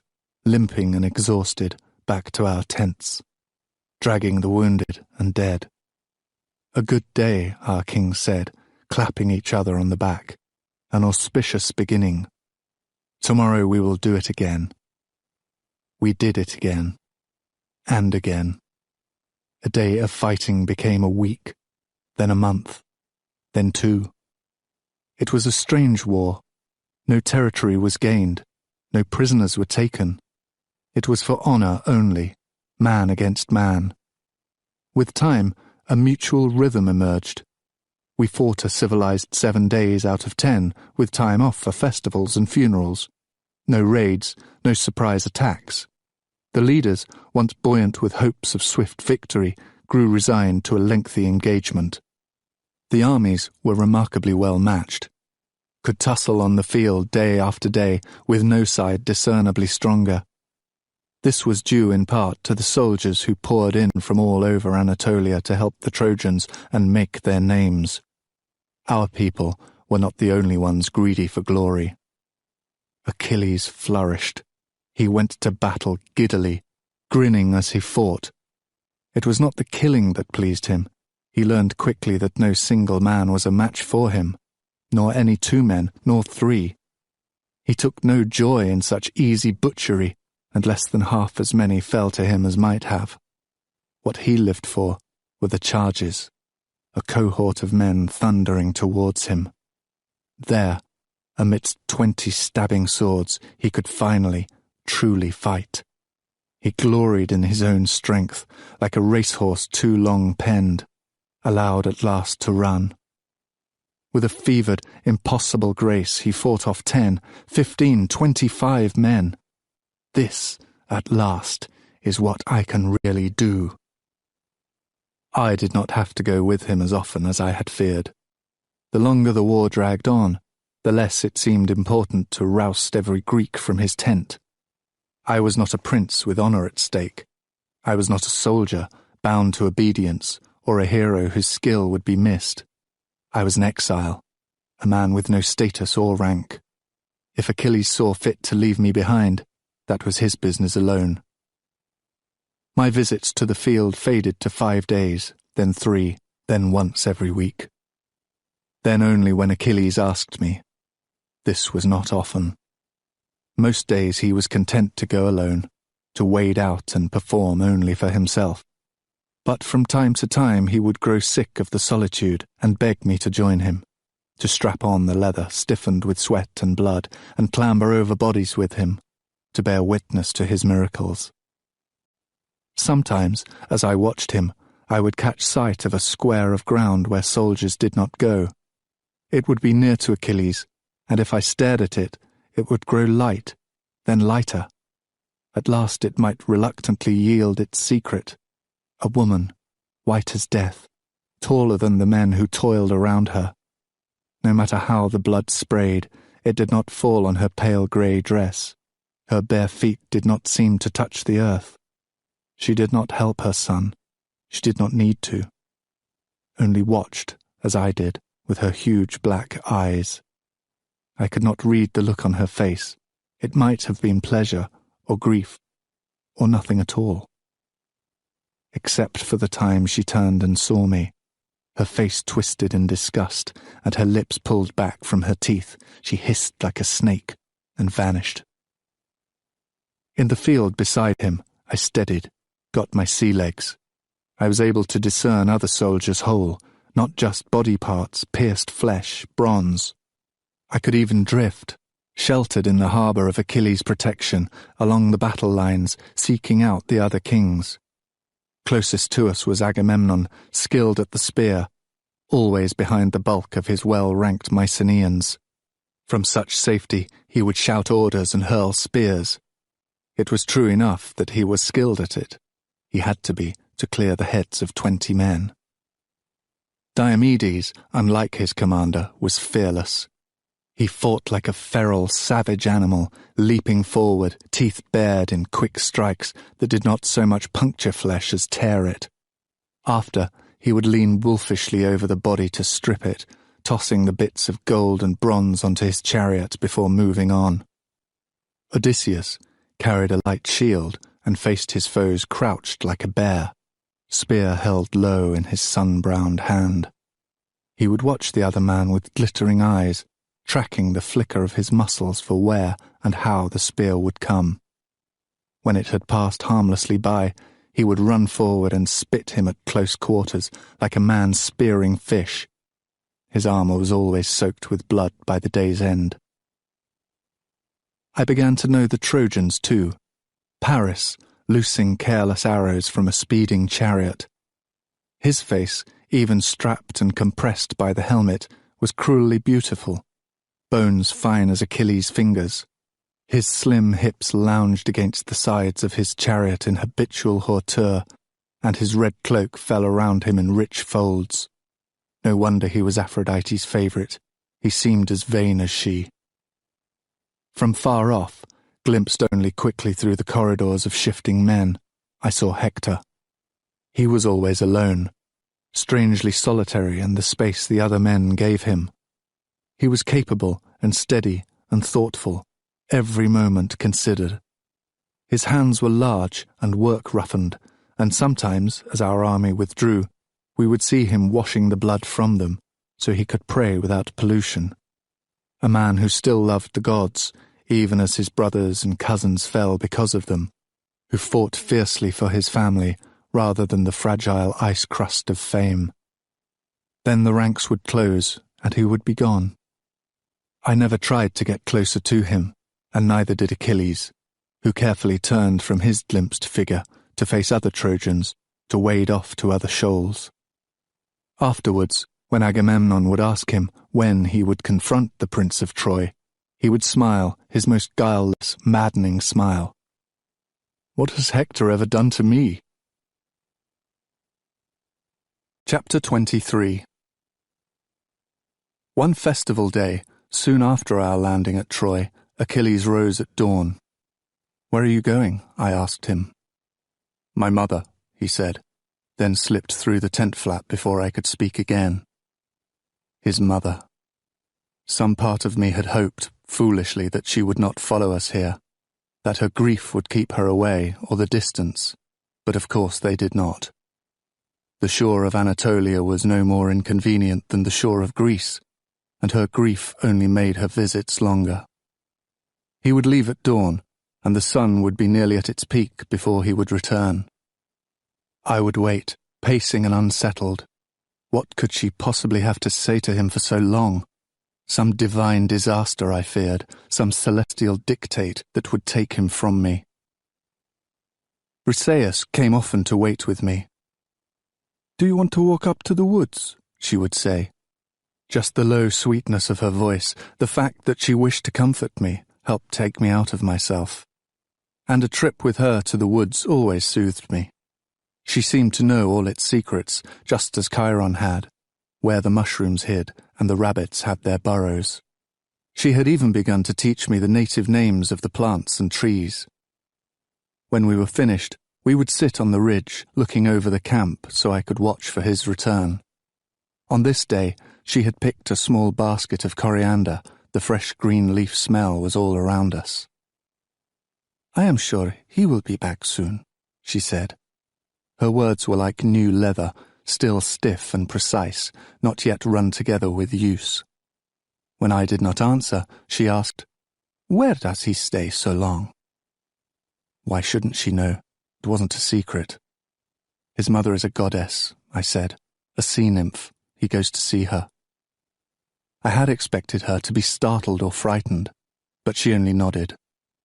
"I thought that he was something. He does not—" She paused. "He does not move like a human." I smiled then. "What does a human move like?" "Like you," she said. "Clumsy then." She did not know the word. I demonstrated, thinking to make her laugh, but she shook her head vehemently. "No, you are not like that. That is not what I meant." I never heard what she meant, for at that moment Achilles crested the hill. "I thought I'd find you here," he said. Briseis excused herself and returned to her tent. Achilles threw himself down on the ground, hand behind his head. "I'm starving," he said. "Here." I gave him the rest of the cheese we had brought for lunch. He ate it gratefully. "What did you talk about with your mother?"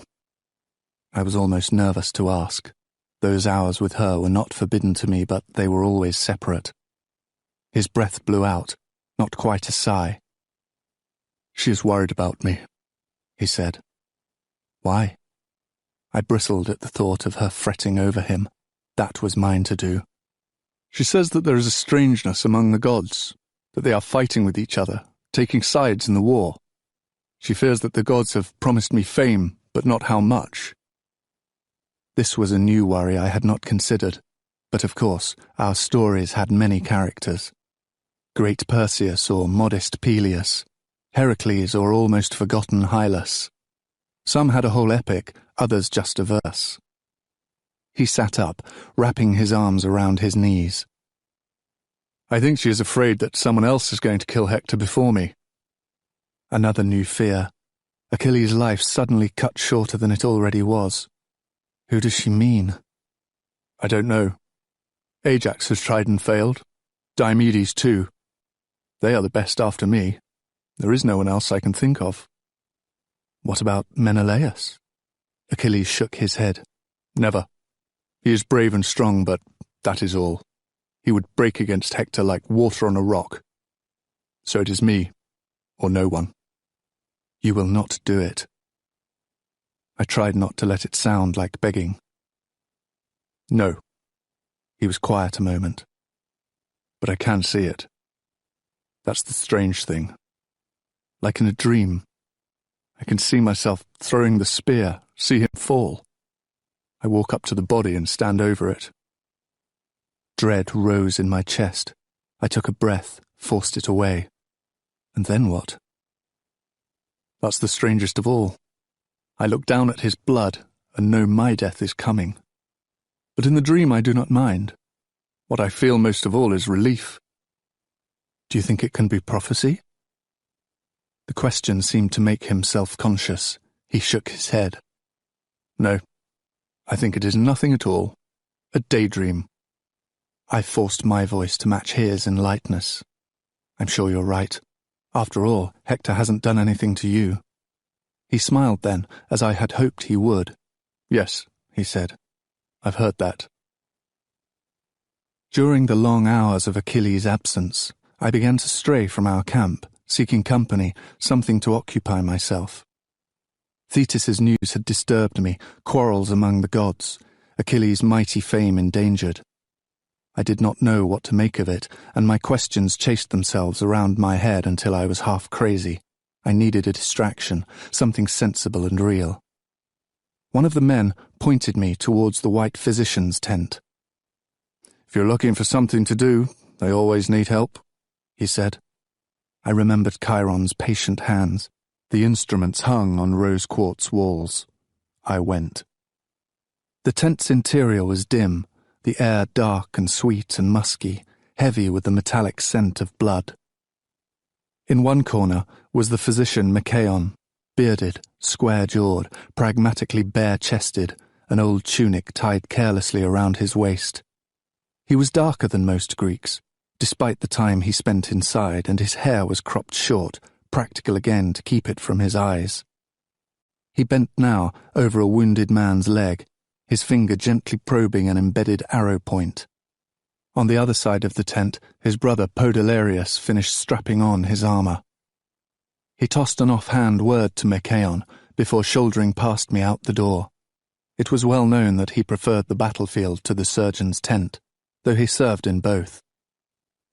Machaon did not look up as he spoke. "You can't be very wounded if you can stand for so long." "No," I said. "I'm here." I paused as the arrowhead came free in Machaon's fingers, and the soldier groaned in relief. "Well?" His voice was businesslike, but not unkind. "Do you need help?" He made a noise I guessed was assent. "Sit down and hold the salves for me," he said without looking. I obeyed, gathering up the small bottles strewn on the floor, some rattling with herbs, some heavy with ointment. I sniffed them and remembered. Garlic and honey salve against infection, poppy for sedation, and yarrow to make the blood clot. Dozens of herbs that brought the centaur's patient fingers back to me, the sweet green smell of the rose-coloured cave. I held out the ones he needed and watched his deft application, a pinch of sedative on the man's upper lip for him to nose and nibble at, a swipe of salve to ward off infection, then dressings to pack and bind and cover. Machaon smoothed the last layer of creamy, scented beeswax over the man's leg and looked up wearily. "Patroclus, yes? And you studied with Chiron? You are welcome here." A clamour outside the tent, raised voices and cries of pain. He nodded towards it. "They brought us another. You take him." The soldiers, Nestor's men, hoisted their comrade onto the empty pallet in the tent's corner. He had been shot with an arrow, barbed at the tip, through the right shoulder.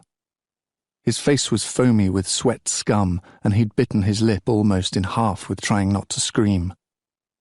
His breath came now in muffled, explosive pants, and his panicked eyes rolled and trembled.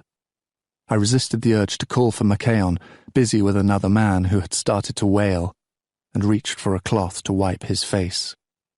The arrow had pierced through the thickest part of his shoulder, and was threaded half in and half out like a terrible needle. I would have to break off the fletching and pull the end through him without further tearing the flesh or leaving splinters that might fester. Quickly, I gave him the draught that Chiron had taught me, a mix of poppy and willow bark that made the patient light-headed and blunted to pain.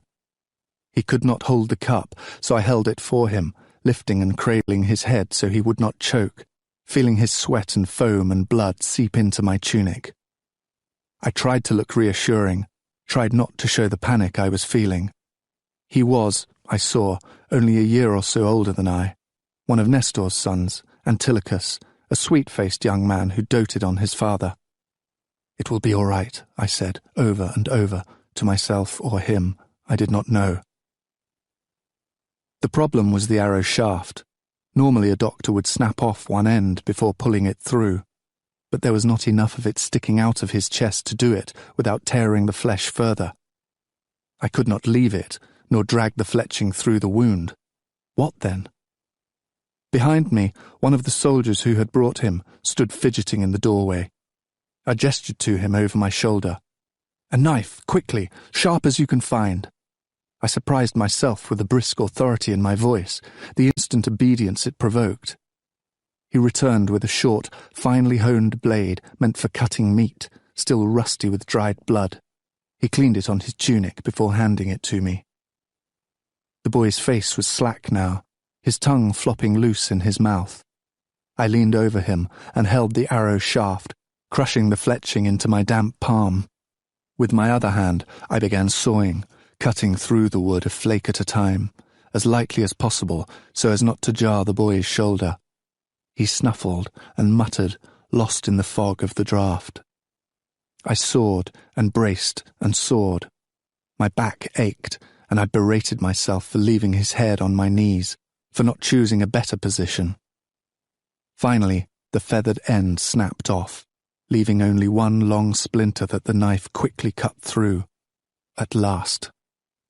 Then, just as difficult, to draw the shaft out the other side of his shoulder. In a moment of inspiration, I grabbed a salve for infection and carefully coated the wood, hoping it would ease the journey and ward off corruption. Then, a little at a time, I began to work the arrow through. After what felt like hours, the splintered end emerged, soaked with blood. With the last of my wits, I wrapped and packed the wound, binding it in a sort of sling across his chest. Later, Podalirius would tell me that I was insane to have done what I did, to have cut so slowly at such an angle. A good wrench, he said, and the end would have broken. Jarred wound and splinters inside be damned, there were other men who needed tending. But Machaon saw how well the shoulder healed, with no infection and little pain, and next time there was an arrow wound, he called me over and passed me a sharp blade, looking at me expectantly. It was a strange time. Over us every second hung the terror of Achilles' destiny, while the murmurs of war among the gods grew louder. But even I, could not fill each minute with fear. I have heard that men who live by a waterfall cease to hear it. In such a way did I learn to live beside the rushing torrent of his doom. The days passed, and he lived. The months passed, and I could go a whole day without looking over the precipice of his death. The miracle of a year, then 2. The others seemed to feel a similar softening. Our camp began to form a sort of family, drawn together around the flames of the dinner fire. When the moon rose and the stars pricked through the sky's darkness, we would all find our way there. Achilles and I, and old Phoenix, and then the women, originally only Briseis, but now a small clump of bobbing faces, reassured by the welcome she had received. And still one more, Automedon, the youngest of us, just 17. He was a quiet young man, and Achilles and I had watched his strength and deftness grow as he learned to drive Achilles' difficult horses, to wheel around the battlefield with the necessary flourish. It was a pleasure for Achilles and me to host our own hearth, playing the adults we did not quite feel like as we passed the meat and poured the wine. As the fire died down, we would wipe the juice of the meal from our faces and clamour for stories from Phoenix. He would lean forward in his chair to oblige. The firelight made the bones of his face look significant, Delphic, something that augurs might try to read. Briseis told stories too, strange and dreamlike, tales of enchantment, of gods spellbound by magic and mortals who blundered upon them unawares. The gods were strange, half man and half animal, rural deities, not the high gods that the city worshipped. They were beautiful, these tales, told in her low sing-song voice.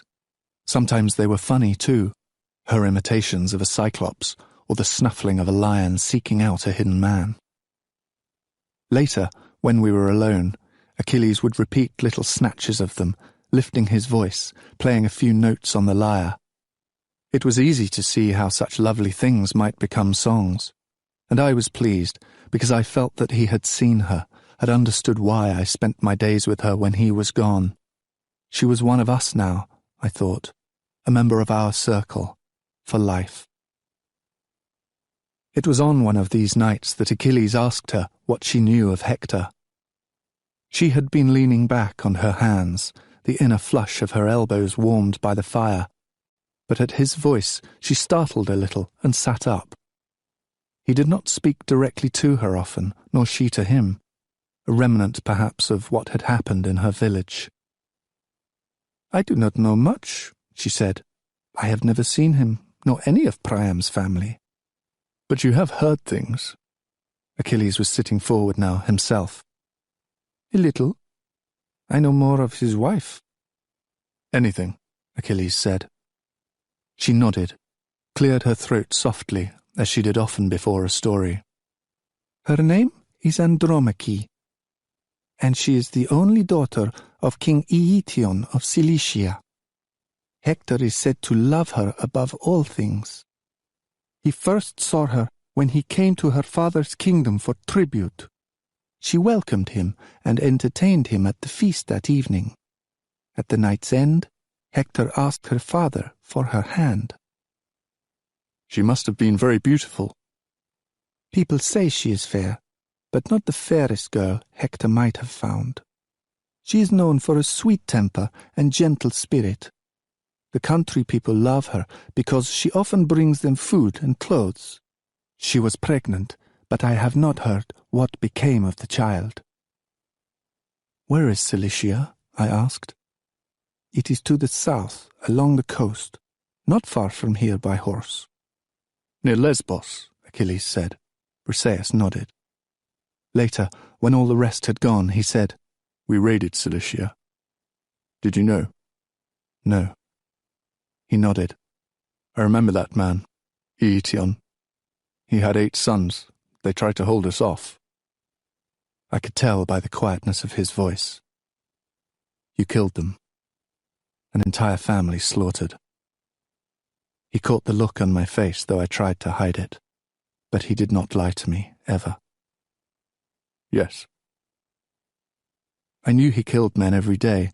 He came home wet with their blood, stains he scrubbed from his skin before dinner, but there were moments like now when that knowledge overwhelmed me. When I would think of all the tears that he had made fall in all the years that had passed. And now Andromache too, and Hector grieved because of him. He seemed to sit across the world from me then, though he was so close I could feel the warmth rising from his skin. His hands were in his lap, spear-calloused but beautiful still. No hands had ever been so gentle, or so deadly. Overhead, the stars were veiled. I could feel the air's heaviness. There would be a storm tonight. The rain would be soaking, filling up the earth till she burst her seams. It would gush down from the mountain tops, gathering strength to sweep away what stood in its path, animals and houses and men. He is such a flood, I thought. His voice broke the silence of my thoughts. I left one son alive, he said, the 8th son, so that their line would not die. Strange that such a small kindness felt like grace, and yet what other warrior would have done as much? Killing a whole family was something to boast of, a glorious deed that proved you powerful enough to wipe a name from the earth. This surviving son would have children. He would give them his family's name and tell their story. They would be preserved, in memory, if not in life. I am glad, I said, my heart full. The logs in the fire grew white with ash. It is strange, he said. I have always said that Hector's done nothing to offend me, but he cannot say the same now. Chapter 24. Years passed, and a soldier, one of Ajax's, began to complain about the war's length. At first he was ignored. The man was hideously ugly and known to be a scoundrel. But he grew eloquent. 4 years, he said, and nothing to show for it. Where is the treasure? Where is the woman? When will we leave? Ajax clouted him on the head, but the man would not be silenced. See how they treat us? Slowly, his discontent spread from one camp to the next. It had been a bad season, particularly wet and miserable for fighting. Injuries abounded, rashes and mud-turned ankles and infections. The biting flies had settled so thickly over parts of the camp they looked like clouds of smoke. Sullen and scratching, men began to loiter around the agora. At first they did nothing but collect in small groups, whispering. Then the soldier who had begun it joined them, and their voices grew louder. 4 years. How do we know she's even in there? Has anyone seen her? Troy will never submit to us. We should all just stop fighting. When Agamemnon heard, he ordered them whipped. The next day there were twice as many. Not a few were Mycenaeans. Agamemnon sent an armed force to disperse them. The men slunk off, then returned when the force was gone. In answer, Agamemnon ordered a phalanx to guard the agora all day. But this was frustrating duty, in full sun where the flies were most numerous. By the end of the day, the phalanx was ragged from desertion and the mutineers had swollen. Agamemnon used spies to report on those who complained. These men were then seized and whipped. The next morning, several hundred men refused to fight. Some gave illness as an excuse, some gave no excuse at all. Word spread, and more men took suddenly ill. They threw their swords and shields onto the dais in a heap and blocked the agora. When Agamemnon tried to force his way through, they folded their arms and would not budge. When Agamemnon was denied in his own agora, his face grew red, then redder. His fingers went white on the scepter he held, stout wood banded with iron. When the man in front of him spat at his feet, Agamemnon lifted the scepter and brought it down sharply on his head. We all heard the crack of breaking bone. The man dropped. I do not think Agamemnon meant to hit him so hard. He seemed frozen, staring at the body at his feet, unable to move. Another man knelt to roll the body over. Half the skull was caved in from the force of the blow. The news hissed through the men with a sound like a fire lighting. Many drew their knives. I heard Achilles murmur something.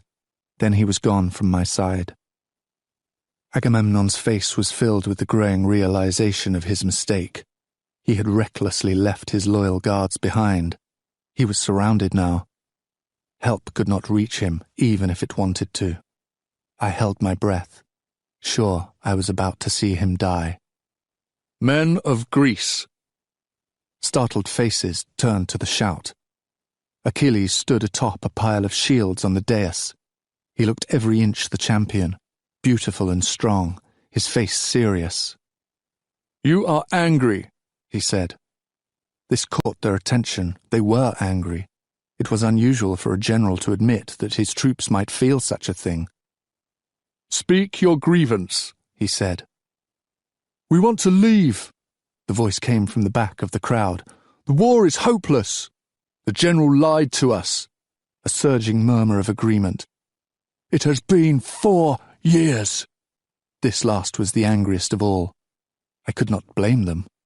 For me, these 4 years had been an abundance, time that had been wrested from the hands of miserly fates. But for them, it was a life stolen, from children and wives, from family and home. It is your right to question such things, Achilles said. You feel misled. You were promised victory. Yes. I caught a glimpse of Agamemnon's face curdled with anger, but he was stuck in the crowd, unable to free himself or speak without causing a scene. Tell me, Achilles said, do you think Aristos Achaean fights in hopeless wars? The men did not answer. Well? No, someone said. Achilles nodded gravely. No, I do not, and I will swear so on any oath. I am here because I believe that we will win. I am staying until the end.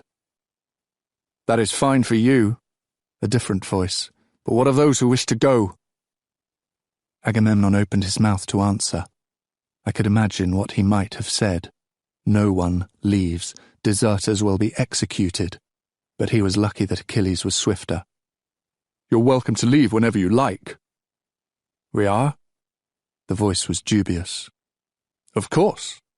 He paused and offered his most guileless, friendly smile. But I get your share of the treasure when we take Troy. I felt the tension in the air ease, heard a few huffs of appreciative laughter. The Prince Achilles spoke of treasure to be won, and where there was greed, there was hope. Achilles saw the change in them. He said, It is past time to take the field. The Trojans will start to think we are afraid. He drew his flashing sword and held it in the air. Who dares to show them otherwise? There were shouts of agreement, followed by a general clanging as men reclaimed their armor, seized their spears. They hoisted the dead man and carried him off. Everyone agreed that he had always been troublesome. Achilles leapt down from the dais and passed Agamemnon with a formal nod. The king of Mycenae said nothing, but I watched his eyes follow Achilles for a long time after that. In the aftermath of the almost rebellion, Odysseus devised a project to keep the men too busy for further unrest. A giant palisade, built around the entire camp. 10 miles he wanted it to run, protecting our tents and our ships from the plain beyond. At its base would be a ditch, bristling with spikes. When Agamemnon announced the project, I was sure the men would know it for the ploy it was. In all the years of the war, the camp and ships had never been in danger, whatever reinforcements came. After all, who could get past Achilles? But then Diomedes stepped forward, praising the plan and frightening the men with visions of night raids and burning ships. This last was particularly effective. Without the ships, we could not get home again. By the end of it, the men's eyes were bright and eager, and they went cheerfully off to the woods with their hatchets and levels. Odysseus found the original trouble-causing soldier, Thersites his name was, and had him beaten quietly into unconsciousness. That was the end of mutinies at Troy. Things changed after that, whether because of the joint venture of the wall or the relief of violence averted. All of us, from the lowest foot soldier to the general himself, began to think of Troy as a sort of home. Our invasion became an occupation. Before now, we had lived as scavengers off the land in the villages that we raided. Now we began to build, not just the wall, but the things of a town, a forge, and a pen for the cattle that we stole from the neighbouring farms, even a potter's shed. In this last, amateur artisans laboured to replace the cracking ceramics we had brought with us, most of them leaking or broken from hard camp use. Everything we owned now was makeshift, scrounged, having lived at least 2 lives before as something else. Only the king's personal armours remained untouched, insignia polished and pure. The men, too, became less like dozens of different armies and more like countrymen. These men, who had left Aulis as Cretans and Cypriots and Argives, were now simply Greeks, cast into the same pot by the otherness of the Trojans, sharing food and women and clothing and battle stories, their distinctions blurred away. Agamemnon's boast of uniting Greece was not so idle after all.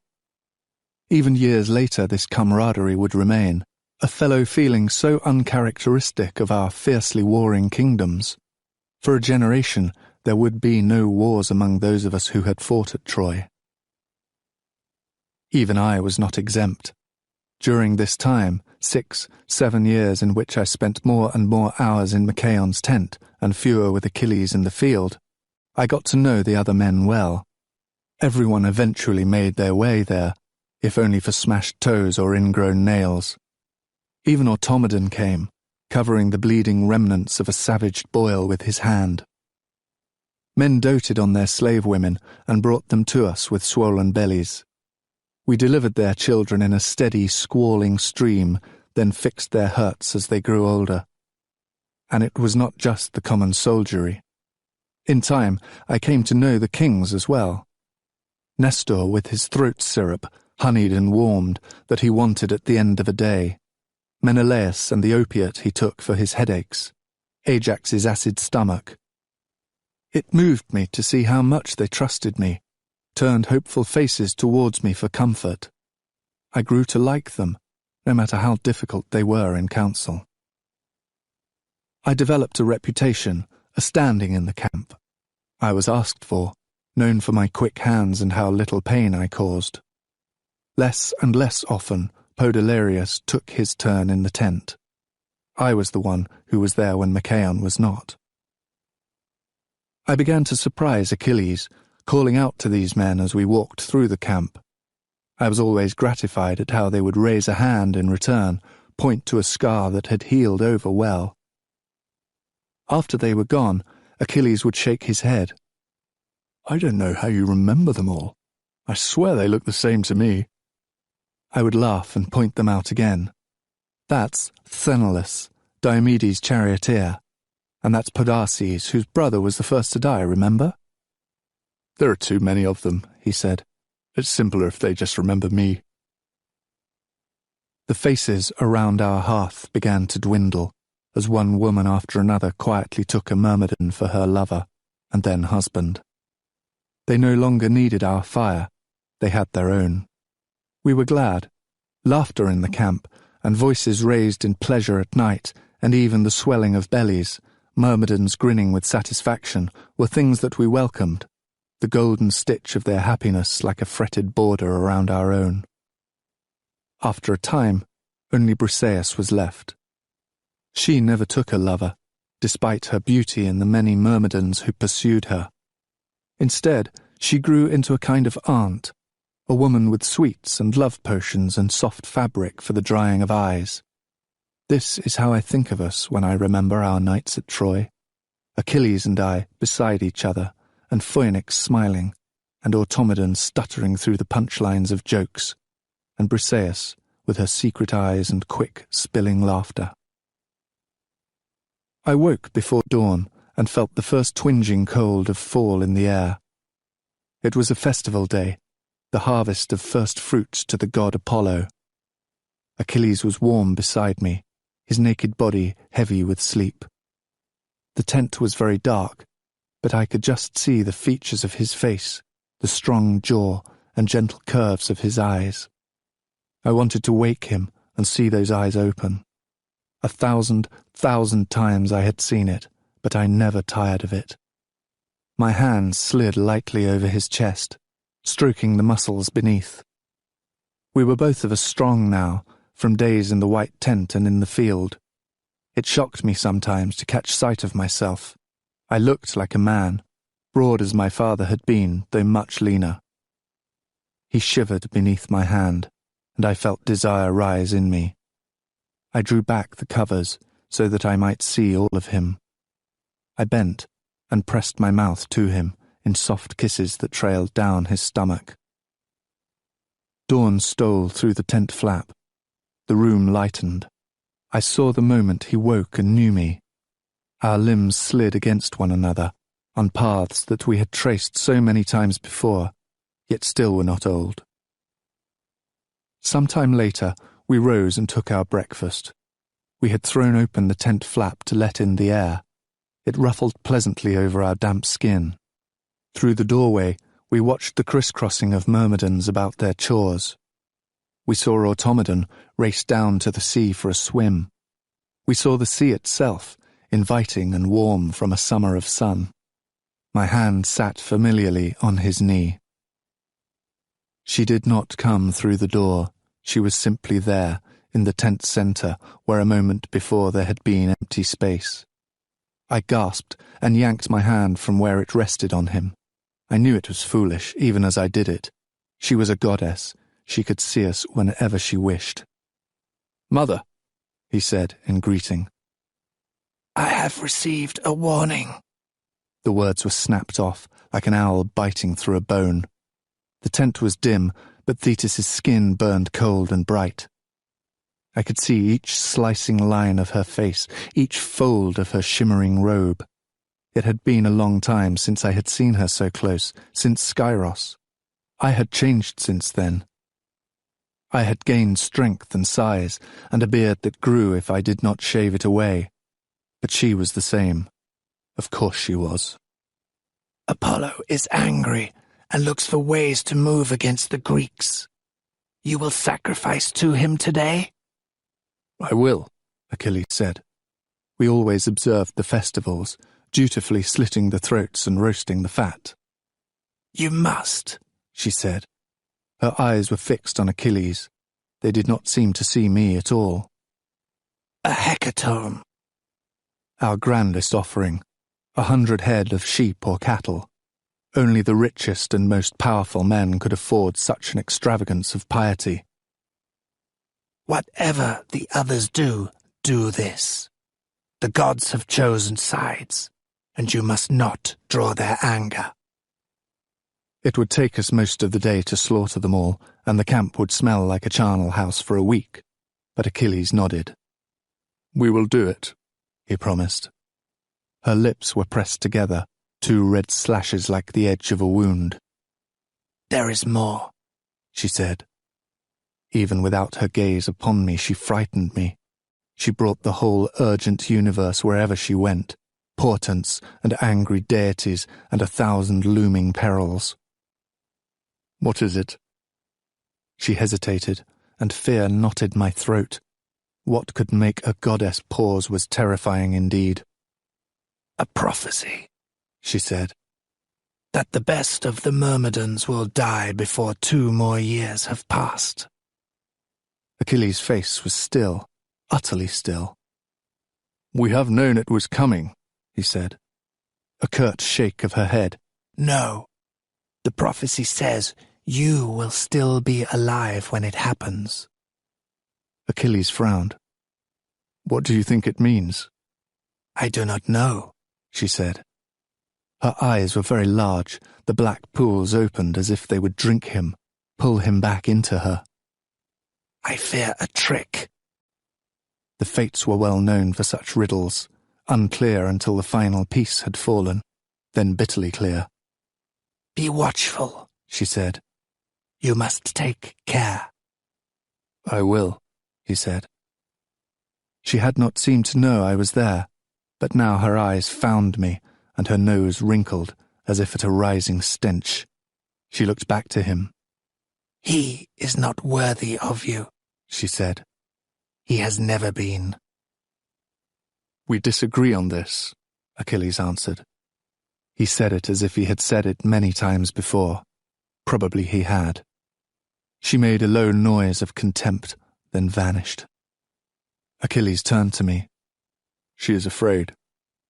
"I know," I said. I cleared my throat, trying to release the clot of dread that had formed there. "Who is the best of the Myrmidons, do you think, if I am excluded?" I cast my mind through our captains. I thought of Automedon, who had become Achilles' valuable second on the battlefield, but I would not call him best. "I don't know," I said. "Do you think it means my father?" he asked. Peleus, home in Phthia, who had fought with Heracles and Perseus, a legend in his own time for piety and courage, even if not in times to come. "Maybe," I admitted. We were silent a moment. Then he said, "I suppose we will know soon enough." "It is not you," I said. "At least there is that." That afternoon we performed the sacrifice his mother had commanded. The Myrmidons built the altar fires high, and I held bowls for the blood while Achilles cut throat after throat. We burned the rich thigh pieces with barley and pomegranate, poured our best wine over the coals. "Apollo is angry," she had said. One of our most powerful gods, with his arrows that could stop a man's heart, swift as rays of sun. I was not known for my piety, but that day I praised Apollo with an intensity that could have rivaled Peleus himself. And whoever the best of the Myrmidons was, I sent the gods a prayer for him as well.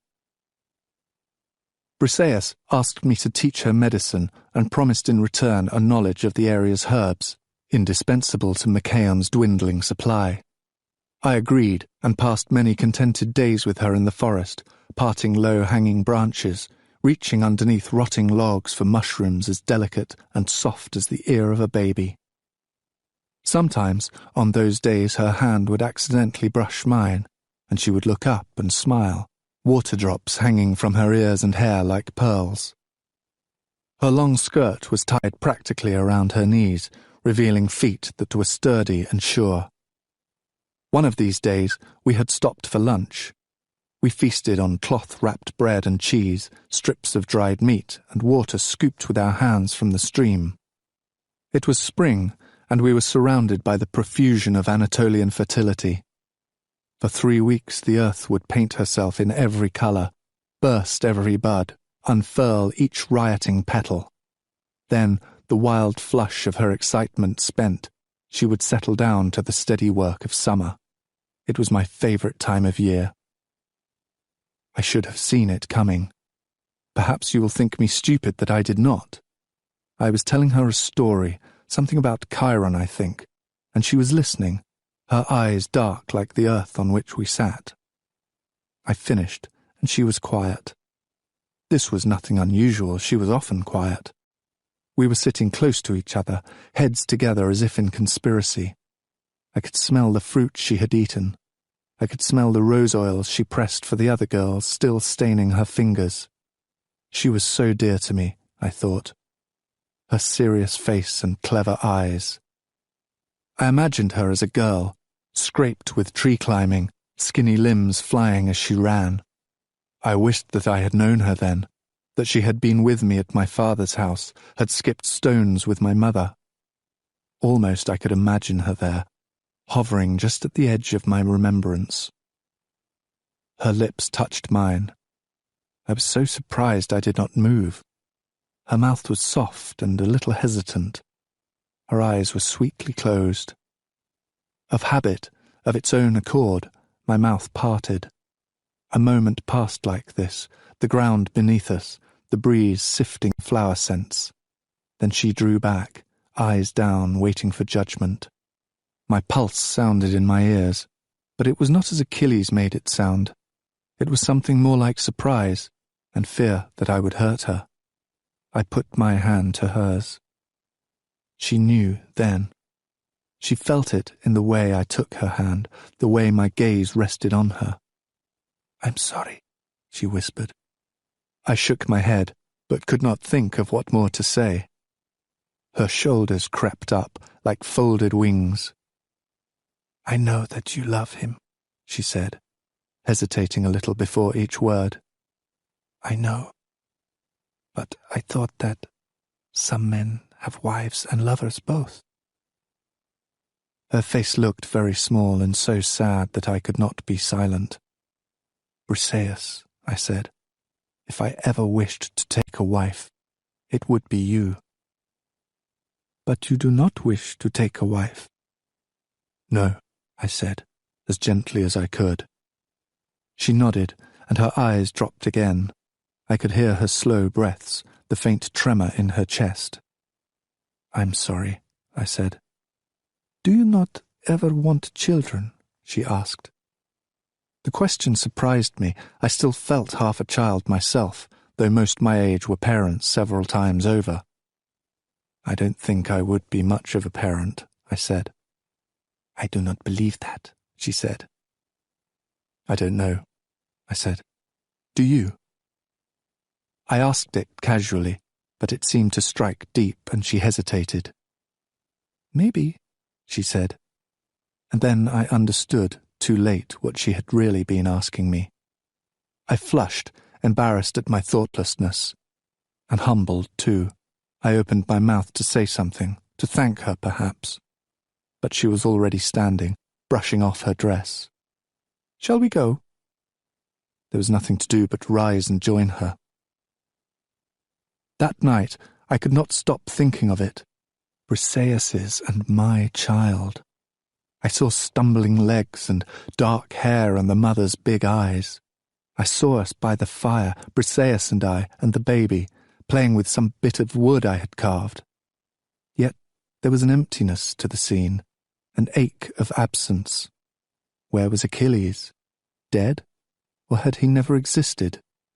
I could not live in such a life, but Briseis had not asked me to. She had offered me all of it, herself and the child and Achilles too. I shifted to face Achilles.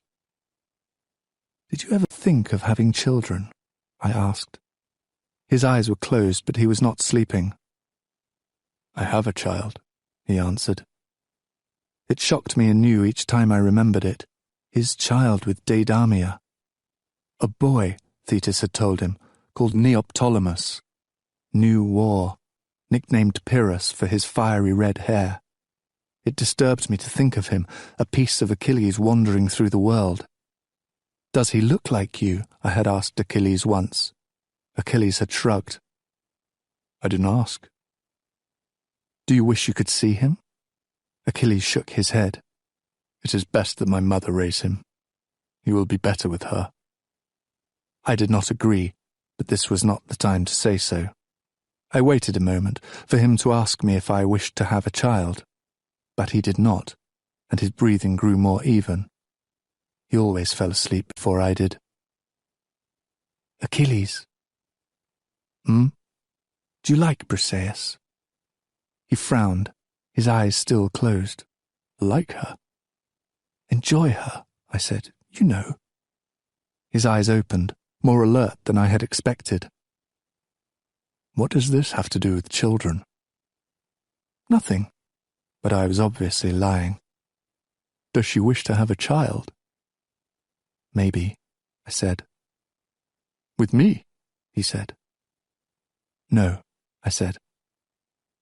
That is good, he said, eyelids drooping once more. Moments passed and I was sure he was asleep, but then he said, With you? She wants to have a child with you. My silence was his answer. He sat up, the blanket falling from his chest. Is she pregnant? He asked. There was a tautness to his voice I had not heard before. No, I said. His eyes dug into mine, sifting them for answers. Do you want to? He asked. I saw the struggle on his face. Jealousy was strange to him, a foreign thing. He was hurt, but did not know how to speak of it. I felt cruel suddenly for bringing it up. No, I said. I don't think so. No. If you wanted it, it would be all right. Each word was carefully placed. He was trying to be fair. I thought of the dark-haired child again. I thought of Achilles. "It is all right now," I said. The relief on his face filled me with sweetness. Things were strange for some time after that. Briseis would have avoided me, but I called on her as I used to, and we went for our walks as we always had. We talked of camp gossip and medicine. She did not mention wives, and I was careful not to mention children. I still saw the softness in her eyes when she looked at me.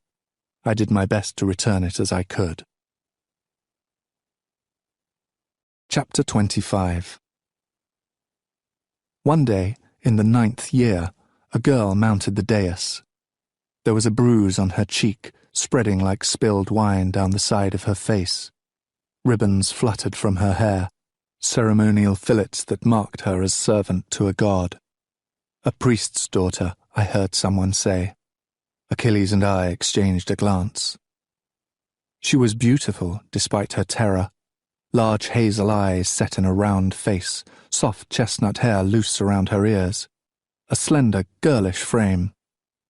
As we watched, her eyes filled, dark pools that brimmed their banks spilling down her cheeks, falling from her chin to the ground. She did not wipe them away. Her hands were tied behind her back.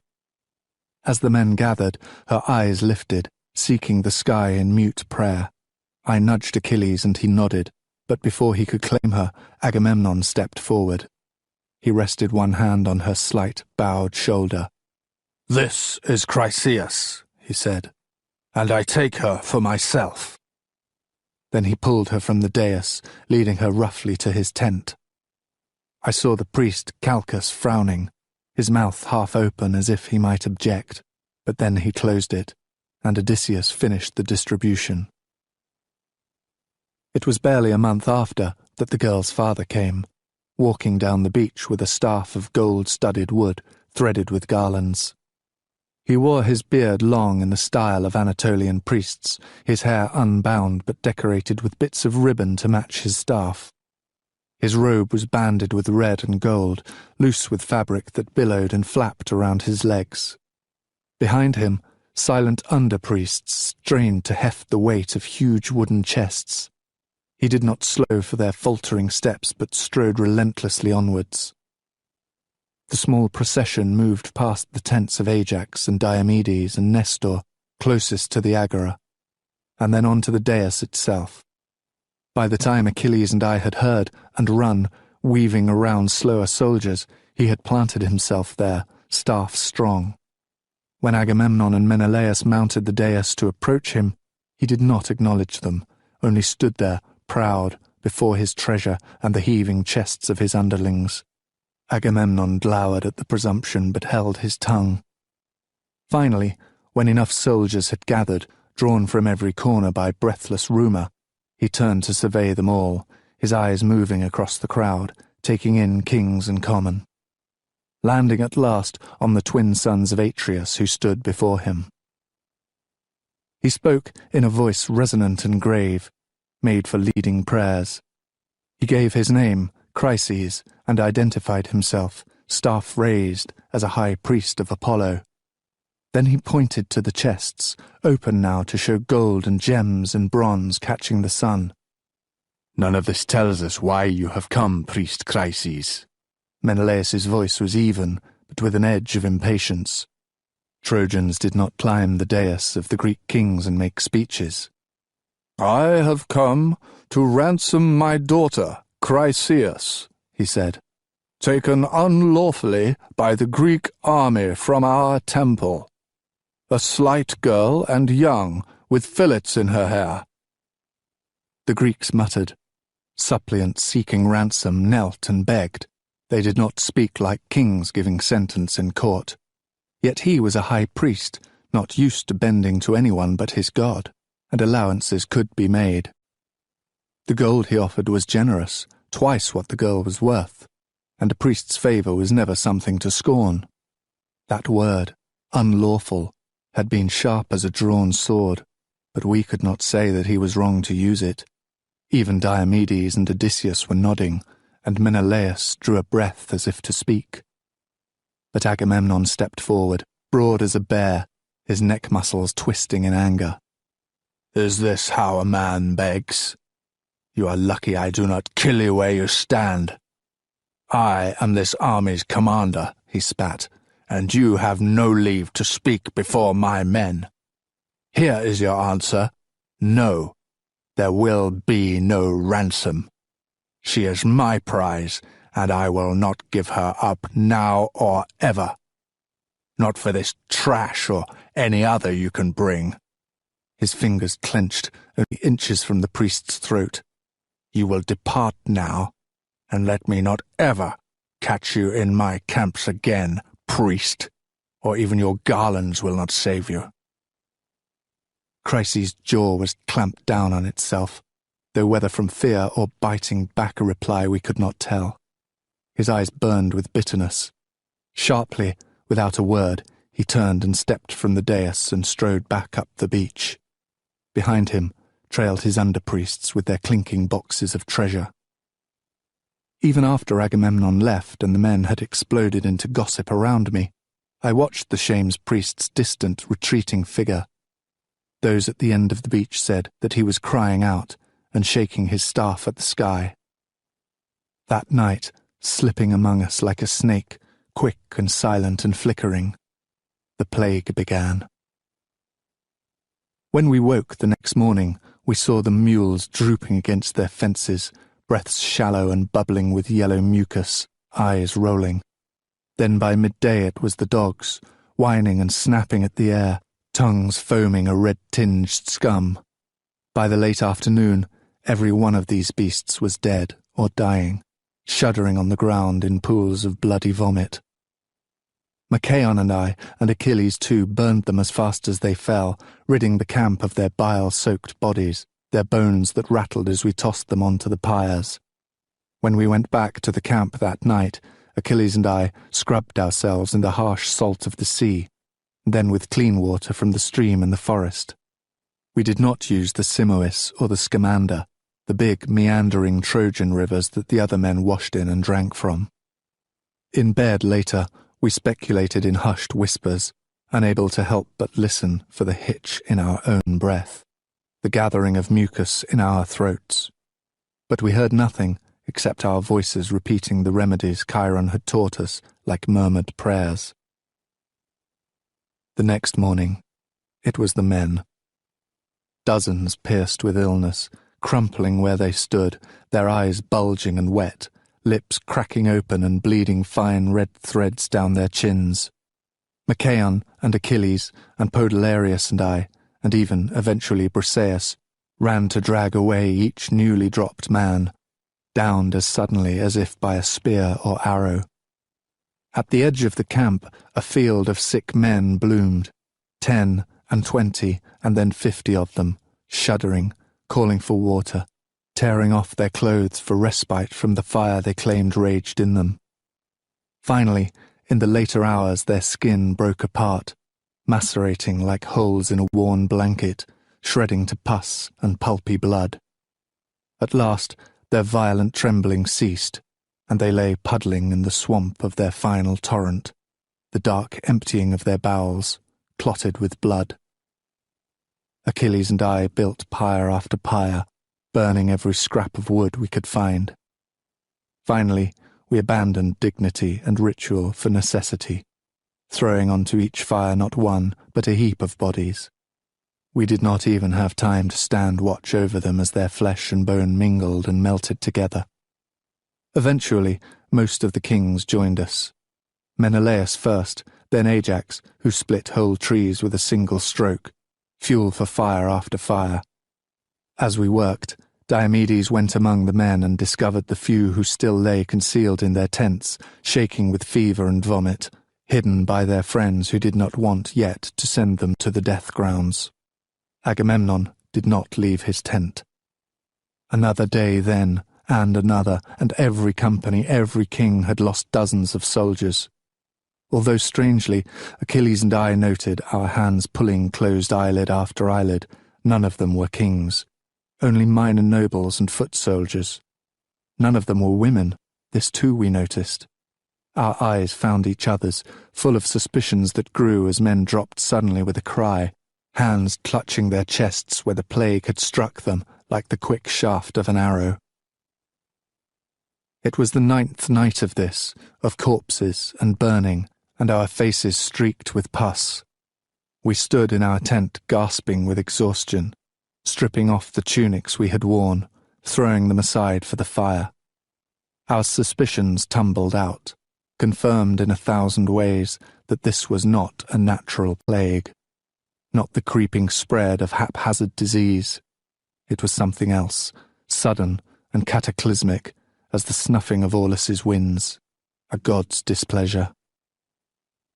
We remembered Chryses and his righteous outrage at Agamemnon's blasphemy, his disregard for the codes of war and fair ransom, and we remembered too which god he served, the divinity of light and medicine and plague. Achilles slipped out of the tent when the moon was high. He came back some time later, smelling of the sea. "What does she say?" I asked, sitting up in bed. "She says we are right." On the 10th day of the plague, with the Myrmidons at our backs, we strode up the beach to the Agora. Achilles mounted the dais and cupped his hands to help his voice carry. Shouting over the roar of pyres and the weeping of women and the groans of the dying, he called for every man in camp to gather. Slowly, fearfully, men staggered forward, blinking in the sun. They looked pale and hunted, fearful of the plague arrows that sank in chests like stones into water, spreading their rot as ripples in a pond. Achilles watched them come, armour buckled around him, sword strapped to his side, his hair gleaming like water poured over bright bronze. It was not forbidden for someone other than the general to call a meeting, but it had never been done in our 10 years at Troy. Agamemnon shouldered through the crowd with his Mycenaeans to mount the dais. "What is this?" he demanded. Achilles greeted him politely. "I have gathered the men to speak of the plague. Do I have your leave to address them?" Agamemnon's shoulders were hunched forward with shame-sprung rage. He should have called this meeting himself long ago, and he knew it. He could hardly rebuke Achilles for doing it now, especially not with the men watching. The contrast between the two had never seemed more sharp. Achilles, relaxed and in control with an ease that denied the funeral pyres and sunken cheeks. Agamemnon, with his face tight as a miser's fist, lowering over us all. Achilles waited until the men had assembled, kings and common both. Then he stepped forward and smiled. "Kings," he said, "lords, men of the Greek kingdoms, how can we fight a war when we are dying of plague? It's time, past time, that we learn what we have done to deserve a god's anger." Swift whispers and murmurs. Men had suspected the gods. Was not all great evil and good sent from their hands? But to hear Achilles say so openly was a relief. His mother was a goddess, and he would know. Agamemnon's lips were pulled back to show his teeth. He stood too close to Achilles, as if he would crowd him off the dais. Achilles did not seem to notice. "We have a priest here, among us, a man close to the gods. Should we not ask him to speak?" A hopeful ripple of assent went through the men. I could hear the creaking of metal, Agamemnon's grip on his own wrist, the slow strangle of his buckled gauntlet. Achilles turned to the king. "Is this not what you recommended to me, Agamemnon?" Agamemnon's eyes narrowed. He did not trust generosity. He did not trust anything. He stared at Achilles a moment, waiting for the trap. At last, ungratefully, he said, "Yes, I did." He gestured roughly to his Mycenaeans. "Bring me Calchas." They towed the priest forward, out of the crowd. He was uglier than ever, with his beard that never quite filled in, his hair scraggly and rank with sour sweat. He had a habit of darting his tongue across cracked lips before he spoke. High King and Prince Achilles, you catch me unprepared. I did not think that—" Those freakish blue eyes flickered between the two men. "That is, I did not expect I would be asked to speak here before so many." His voice wheedled and ducked, like a weasel escaping the nest. "Speak," Agamemnon commanded. Calchas seemed at a loss. His tongue swiped his lips again and again. Achilles' clear voice prompted him. "You have done sacrifices, surely? You have prayed?" "I have, of course I have, but—" The priest's voice trembled. "I am afraid that what I might say might anger someone here. Someone who is powerful and does not forget insult easily." Achilles squatted to reach a hand out to the grimed shoulder of the flinching priest, clasping it genially. "Calchas, we are dying. This is not the time for such fears.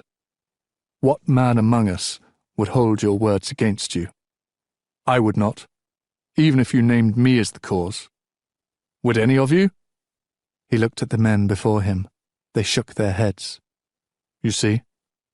No sane man would ever harm a priest." Agamemnon's neck went taut as ship ropes. I was suddenly aware of how strange it was to see him standing alone. Always his brother, or Odysseus, or Diomedes was near him, but those men waited on the side with the rest of the princes. Calchas cleared his throat. "The auguries have shown that it is the god Apollo who is angry." Apollo. The name went through the host like wind in summer wheat. Calchas's eyes flickered to Agamemnon, then back to Achilles. He swallowed. "He is offended, it seems, so the omens say, at the treatment of his dedicated servant, Chryses." Agamemnon's shoulders were rigid. Calchas stumbled on. "To appease him, the girl Chryseis must be returned without ransom, and High King Agamemnon must offer prayers and sacrifices." He stopped. His last word gulped down suddenly as if he had run out of air. Agamemnon's face had broken into dark red blotches of shock. It seemed like the greatest arrogance or stupidity not to have guessed he might be at fault, but he had not. The silence was so profound, I felt I could hear the grains of sand falling against each other at our feet. "Thank you, Calchas," Agamemnon said, his voice splintering the air. "Thank you for always bringing good news. Last time it was my daughter. Kill her, you said, because you have angered the goddess. Now you seek to humiliate me before my army." He wheeled on the men, his face twisted in rage. "Am I not your general? And do I not see you fed and clothed and honored? And are my Mycenaeans not the largest part of this army? The girl is mine, given to me as a prize, and I will not give her up. Have you forgotten who I am?" He paused, as if he hoped the men might shout, "No, no," but none did. "King Agamemnon." Achilles stepped forward. His voice was easy, almost amused. "I don't think anyone has forgotten that you are leader of this host, but you do not seem to remember that we are kings in our own right, or princes, or heads of our families. We are allies, not slaves." A few men nodded. More would have liked to. "Now, while we die, you complain about the loss of a girl you should have ransomed long ago? You say nothing of the lives you have taken, or the plague you have started." Agamemnon made an inarticulate noise, his face purple with rage. Achilles held up a hand. "I do not mean to dishonor you. I only wish to end the plague. Send the girl to her father and be done." Agamemnon's cheeks were creased with fury. "I understand you, Achilles. You think because you're the son of a sea nymph you have the right to play high prince wherever you go. You have never learned your place among men." Achilles opened his mouth to answer. "You will be silent," Agamemnon said, words lashing like a whip. "You will not speak another word, or you will be sorry." "Or I will be sorry." Achilles' face was very still. The words were quiet, but distinctly audible. "I do not think, High King, that you can afford to say such things to me." "Do you threaten me?" Agamemnon shouted. "Did you not hear him threaten me?" "It is not a threat. What is your army without me?" Agamemnon's face was clotted with malice. "You have always thought too much of yourself," he sneered. "We should have left you where we found you, hiding behind your mother's skirts, in a skirt yourself." The men frowned in confusion, whispered to each other. Achilles' hands were fisted at his sides. He hung on to his composure, barely. "You say this to turn attention away from yourself. If I had not called this council, how long would you have let your men die? Can you answer that?" Agamemnon was already roaring over him. "When all of these brave men came to Aulis, they knelt to offer me their loyalty. All of them but you. I think we have indulged your arrogance long enough. It is time, past time," he mimicked Achilles, "that you swore the oath." "I do not need to prove myself to you, to any of you." Achilles' voice was cold. His chin lifted in disdain. "I am here of my own free will, and you are lucky that it is so. I am not the one who should kneel." It was too far. I felt the men shift around me. Agamemnon seized upon it, like a bird bolting a fish. "Do you hear his pride?" He turned to Achilles. "You will not kneel?" Achilles' face was like stone. "I will not." "Then you are a traitor to this army, and will be punished like one. Your war prize is a hostage, placed in my care until you offer your obedience and submission. Let us start with that girl. Briseis is her name?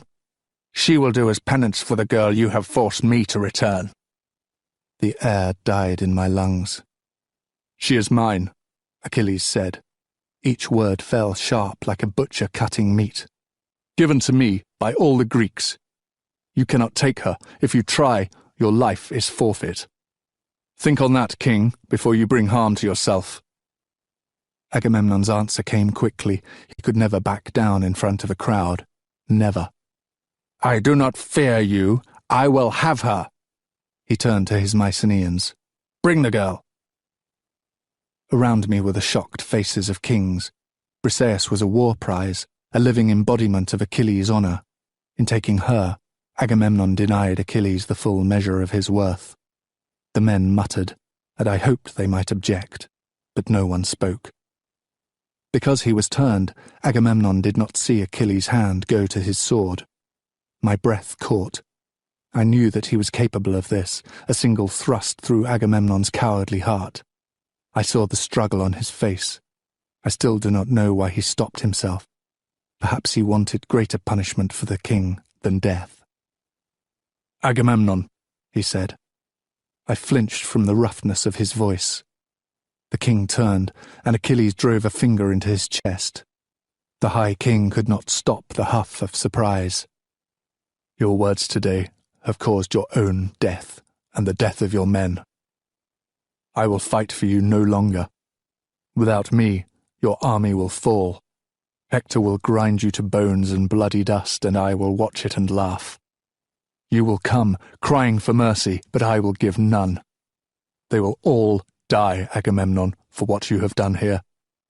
He spat, a huge wet smack between Agamemnon's feet. And then he was before me and past me, and I was dizzied, and I turned to follow him, feeling the Myrmidons behind me. Hundreds of men shouldering their way through the crowd, storming off to their tents. Powerful strides took him swiftly up the beach. His anger was incandescent, a fire under his skin. His muscles were pulled so taut I was afraid to touch him, fearing they would snap like bowstrings. He did not stop once we reached the camp. He did not turn and speak to the men. He seized the extra tent flap covering our door and ripped it free as he passed. His mouth was twisted, ugly and tight as I had ever seen it. His eyes were wild. "I will kill him," he swore. "I will kill him." He grabbed a spear and broke it in half with an explosion of wood. The pieces fell to the floor. "I almost did it there," he said. "I should have done it. How dare he?" He flung a ewer aside and it shattered against a chair. The cowards! You saw how they bit their lips and did not dare to speak. I hope he takes all their prizes. I hope he swallows them one by one. A voice, tentative outside. Achilles? Come in, Achilles snarled. Automedon was breathless and stuttering. I am sorry to disturb you. Phoenix told me to stay, so I could listen and tell you what happened. And? Achilles demanded. Automedon flinched. Agamemnon asked why Hector still lived. He said that they do not need you, that perhaps you are not what you say you are. Another spear shaft shattered in Achilles' fingers. Automedon swallowed. They are coming now. For Briseis. Achilles had his back to me. I could not see his face. Leave us, he told his charioteer. Automedon backed away, and we were alone. They were coming for Briseis. I stood, my hands balled. I felt strong, unbending, like my feet pierced through the earth to the other side of the world. We must do something, I said. We can hide her in the woods or... He will pay now, Achilles said. There was fierce triumph in his voice. Let him come for her. He has doomed himself. What do you mean? I must speak to my mother. He started from the tent. I seized his arm. We don't have time. They will have taken her by the time you are back. We must do something now. He turned. His eyes looked strange, the pupils huge and dark, swallowing his face. He seemed to be looking a long way off. What are you talking about? I stared at him. Briseis! He stared back. I could not follow the flicker of emotion in his eyes. I can do nothing for her, he said at last. If Agamemnon chooses this path, he must bear the consequences. A feeling, as if I were falling into ocean depths weighted with stones. You are not going to let him take her. He turned away. He would not look at me. It is his choice. I told him what would happen if he did. You know what he will do to her. It is his choice, he repeated. He would deprive me of my honor. He would punish me. I will let him. His eyes were lit with an inner fire. You will not help her. There is nothing I can do, he said with finality. A tilting vertigo, as if I were drunk. I could not speak or think. I had never been angry with him before. I did not know how. She is one of us. How can you just let him take her? Where is your honor? How can you let him defile her? And then suddenly, I understood. Nausea seized me. I turned to the door. Where are you going? He asked. My voice was scraped and savage. I have to warn her. She has a right to know what you have chosen. I stand outside her tent. It is small, brown with hides, set back.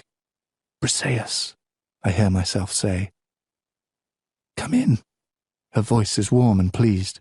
We have had no time to speak during the plague, beyond necessities. Inside she is seated on a stool, mortar and pestle in her lap. The air smells sharply of nutmeg. She is smiling. I feel wrung dry with grief. How can I tell her what I know? I try to speak. Stop. She sees my face, and her smile vanishes. Swiftly, she is on her feet and by my side. What is it? She presses the cool skin of her wrist to my forehead. Are you ill? Is Achilles all right? I am sick with shame, but there is no space for my self-pity. They are coming. Something has happened, I say.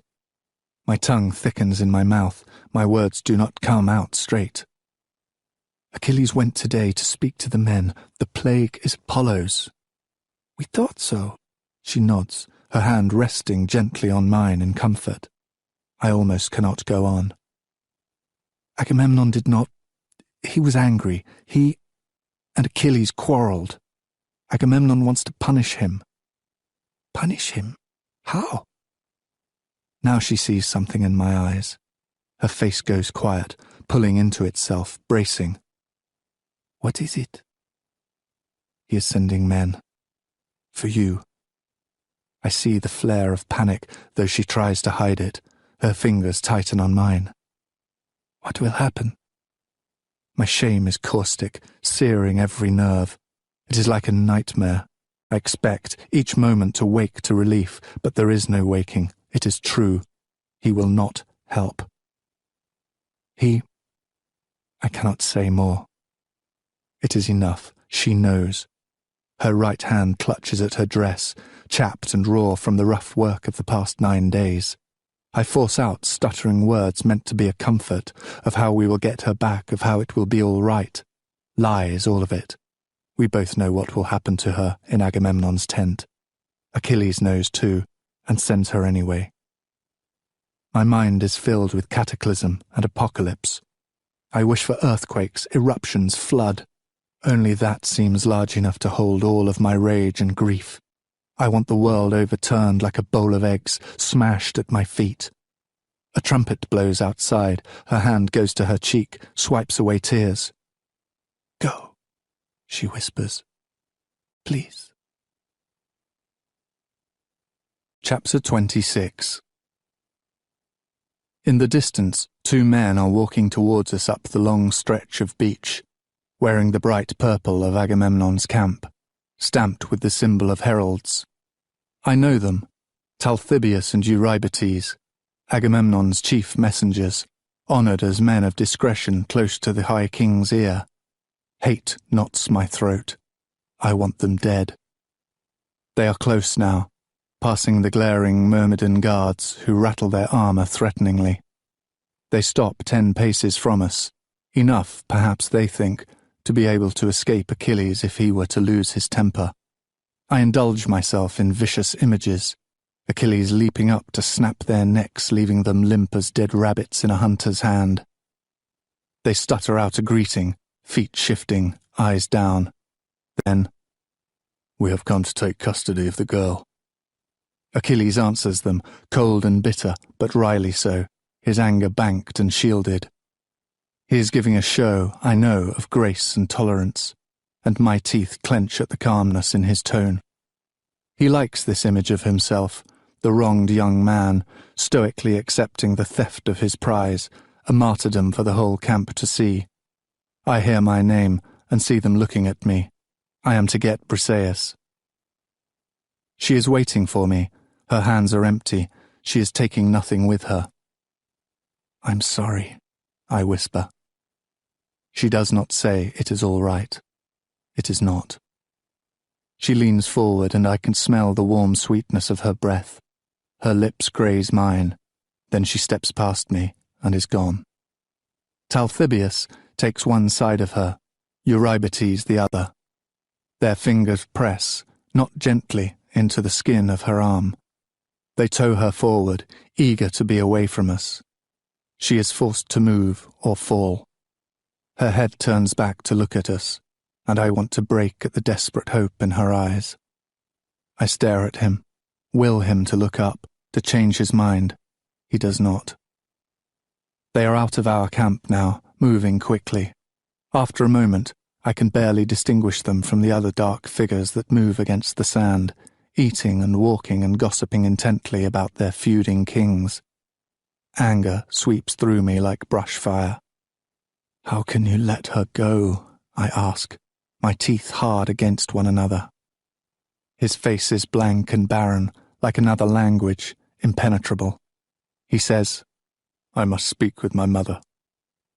"Go then," I snarl. I watch him leave. My stomach feels burned to cinders. My palms ache where my nails have cut into them. I do not know this man, I think. He is no one I have ever seen before. My rage towards him is hot as blood. I will never forgive him. I imagine tearing down our tent, smashing the lyre, stabbing myself in the stomach and bleeding to death. I want to see his face broken with grief and regret. I want to shatter the cold mask of stone that has slipped down over the boy I knew. He has given her to Agamemnon, knowing what will happen. Now he expects that I will wait here, impotent and obedient. I have nothing to offer Agamemnon for her safety. I cannot bribe him, and I cannot beg him. The king of Mycenae has waited too long for this triumph. He will not let her go. I think of a wolf guarding its bone. There were such wolves on Pelion, who would hunt men if they were hungry enough. If one of them is stalking you, Chiron said, you must give it something it wants more than you. There is only one thing that Agamemnon wants more than Briseis. I yank the knife from my belt. I have never liked blood, but there is no help for that now. The guards see me belatedly and are too surprised to lift their weapons. One has the presence of mind to seize me, but I dig my nails into his arm and he lets go. Their faces are slow and stupid with shock. Am I not just Achilles' pet rabbit? If I were a warrior, they would fight me, but I am not. By the time they think they should restrain me, I am inside the tent. The first thing I see is Briseis. Her hands have been tied, and she is shrinking in a corner. Agamemnon stands with his back to the entrance, speaking to her. He turns, scowling at the interruption, but when he sees me, his face goes slick with triumph. I have come to beg, he thinks. I am here to plead for mercy, as Achilles' ambassador, or perhaps I will rage impotently for his entertainment. I lift the knife, and Agamemnon's eyes widen. His hand goes to the knife at his own belt, and his mouth opens to call the guards. He does not have time to speak. I slash the knife down at my left wrist. It scores the skin but does not bite deep enough. I slash again, and this time I find the vein. Blood spurts in the enclosed space. I hear Briseis' noise of horror. Agamemnon's face is spattered with drops. I swear that the news I bring is truth, I say. I swear it on my blood. Agamemnon is taken aback. The blood and the oath stay his hand. He has always been superstitious. Well, he says curtly, trying for dignity. Speak your news, then. I can feel the blood draining down my wrist, but I do not move to stanch it. You are in the gravest danger, I say. He sneers. Are you threatening me? Is this why he has sent you? No, he has not sent me at all. His eyes narrow, and I see his mind working, fitting tiles into the picture. Surely you come with his blessing. No, I say. He is listening now. He knows what you intend towards the girl, I say. Out of the corner of my eye, I can see Briseis following our conversation, but I do not dare to look at her directly. My wrist throbs dully, and I can feel the warm blood filling my hand, then emptying again. I drop the knife and press my thumb onto the vein to slow the steady draining of my heart. And? Do you not wonder why he did not prevent you from taking her? My voice is disdainful. He could have killed your men and all your army. Do you not think he could have held you off? Agamemnon's face is red, but I do not allow him to speak. He let you take her. He knows you will not resist bedding her, and this will be your downfall. She is his, won through fair service. The men will turn on you if you violate her, and the gods as well. I speak slowly, deliberately, and the words land like arrows, each in its target. It is true what I say, though he has been too blinded by pride and lust to see it. She is in Agamemnon's custody, but she is Achilles' prize still. To violate her is a violation of Achilles himself, the gravest insult to his honor. Achilles could kill him for it, and even Menelaus would call it fair. You are at your power's limit even in taking her. The men allowed it because he was too proud, but they will not allow more. We obey our kings, but only within reason. If Aristosachion's prize is not safe, none of ours are. Such a king will not be allowed to rule for long. Agamemnon has not thought of any of this. The realizations come like waves, drowning him. Desperate, he says, "My counselors have said nothing of this." Perhaps they do not know what you intend, or perhaps it serves their own purposes. I pause, to let him consider this. Who will rule if you fall? He knows the answer. Odysseus and Diomedes together, with Menelaus as figurehead. He begins to understand at last the size of the gift I have brought him. He has not come so far by being a fool. You betray him by warning me. It is true. Achilles has given Agamemnon a sword to fall upon, and I have stayed his hand. The words are thick and bitter. I do. Why? He asks. Because he is wrong, I say. My throat feels raw and broken, as though I have drunk sand and salt. Agamemnon considers me. I am known for my honesty, for my kind-heartedness. There is no reason to disbelieve me. He smiles. You have done well, he says. You show yourself loyal to your true master. He pauses, savouring this, storing it up. Does he know what you have done? Not yet, I say. Ah. His eyes half close, imagining it. I watch the bolt of his triumph sliding home. He is a connoisseur of pain. There is nothing that could cause Achilles greater anguish than this, being betrayed to his worst enemy by the man he holds closest to his heart. If he will come and kneel for pardon, I swear I will release her. It is only his own pride that keeps his honor from him, not I. Tell him. I do not answer. I stand and walk to Briseis. I cut the rope that binds her. Her eyes are full. She knows what this has cost me. Your wrist, she whispers. I cannot answer her. My head is a confusion of triumph and despair. The sand of the tent is red with my blood. Treat her well, I say. I turn and leave. She will be all right now, I tell myself. He is feasting fat on the gift I have given him. I tear a strip from my tunic to bind my wrist. I am dizzy, though I do not know if it is with loss of blood or what I have done. Slowly, I begin the long walk back up the beach. He is standing outside the tent when I return. His tunic is damp from where he knelt in the sea. His face is wrapped closed, but there is a weariness to its edges. Like fraying cloth, it matches mine. Where have you been? In the camp. I am not ready yet to tell him. How is your mother? She is well. You are bleeding. The bandage has soaked through. I know, I say. Let me look at it. I follow him obediently into the tent. He takes my arm and unwraps the cloth. He brings water to rinse the wound clean and packs it with crushed yarrow and honey. A knife? He asks. Yes. We know the storm is coming. We are waiting as long as we can. He binds the wound with clean bandages. He brings me watered wine and food as well. I can tell by his face that I look ill and pale.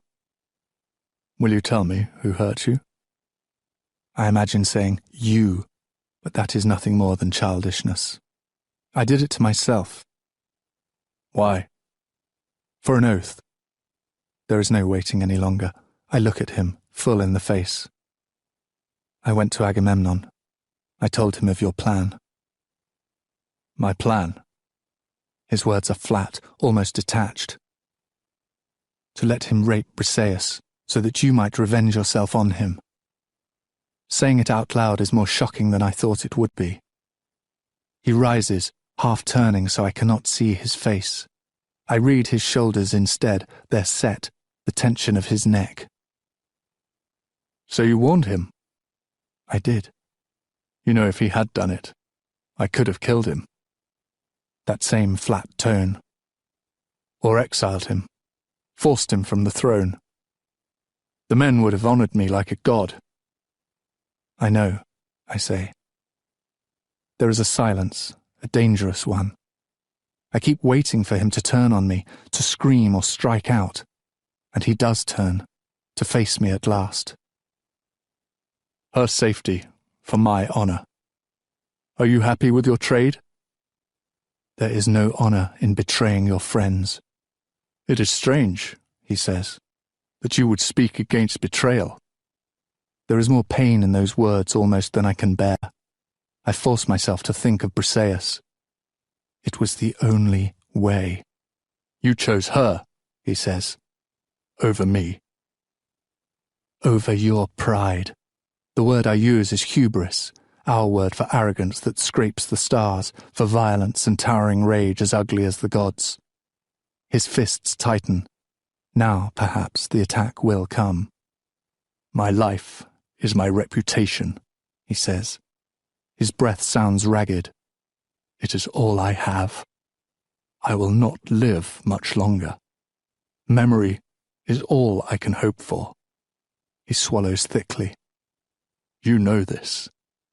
Would you let Agamemnon destroy it? Would you help him take it from me?" "I would not," I say. "But I would have the memory be worthy of the man. I would have you be yourself, not some tyrant remembered for his cruelty. There are other ways to make Agamemnon pay. We will do it. I will help you, I swear. But not like this. No fame is worth what you did today." He turns away again and is silent. I stare at his unspeaking back. I memorize each fold in his tunic, each bit of drying salt and sand stuck to his skin. When he speaks at last, his voice is weary and defeated. He doesn't know how to be angry with me either. We are like damp wood that won't light. "It is done then. She is safe?" "She must be. You would not have come back otherwise." "Yes, she is safe." A tired breath. "You are a better man than I." The beginning of hope. We have given each other wounds, but they are not mortal. Briseis will not be harmed, and Achilles will remember himself, and my wrist will heal. There will be a moment after this, and another after that. "No," I say. I stand and walk to him. I put my hand to the warmth of his skin. "It is not true. You left yourself today, and now you are returned." His shoulders rise and fall on a long breath. "Do not say that," he says, "until you have heard the rest of what I have done." Chapter 27. There are 3 small stones on the rugs of our tent, kicked in by our feet or crept in on their own. I pick them up. They are something to hold on to. His weariness has faded as he speaks. "I will fight for him no longer. At every turn he seeks to rob me of my rightful glory, to cast me into shadow and doubt. He cannot bear another man to be honored over him, but he will learn. I will show him the worth of his army without Aristosicion." I do not speak. I can see the temper rising in him. It is like watching a storm come when there is no shelter. "The Greeks will fall without me to defend them. He will be forced to beg or die."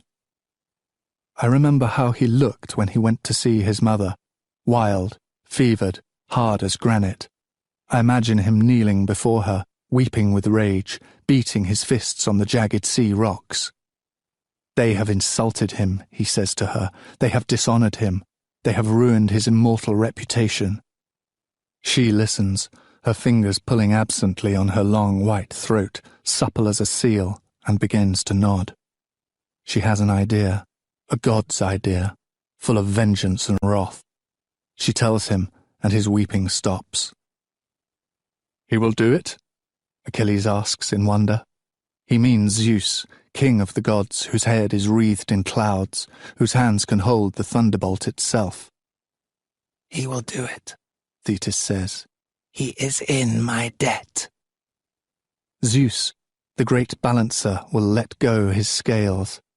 He will make the Greeks lose and lose and lose until they are crushed against the sea, anchors and ropes tangling their feet, masts and prows splintering on their backs, and then they will see who they must beg for. Thetis leans forward and kisses her son, a bright starfish of red, high on his cheek. Then she turns and is gone, slipped into the water like a stone, sinking to the bottom.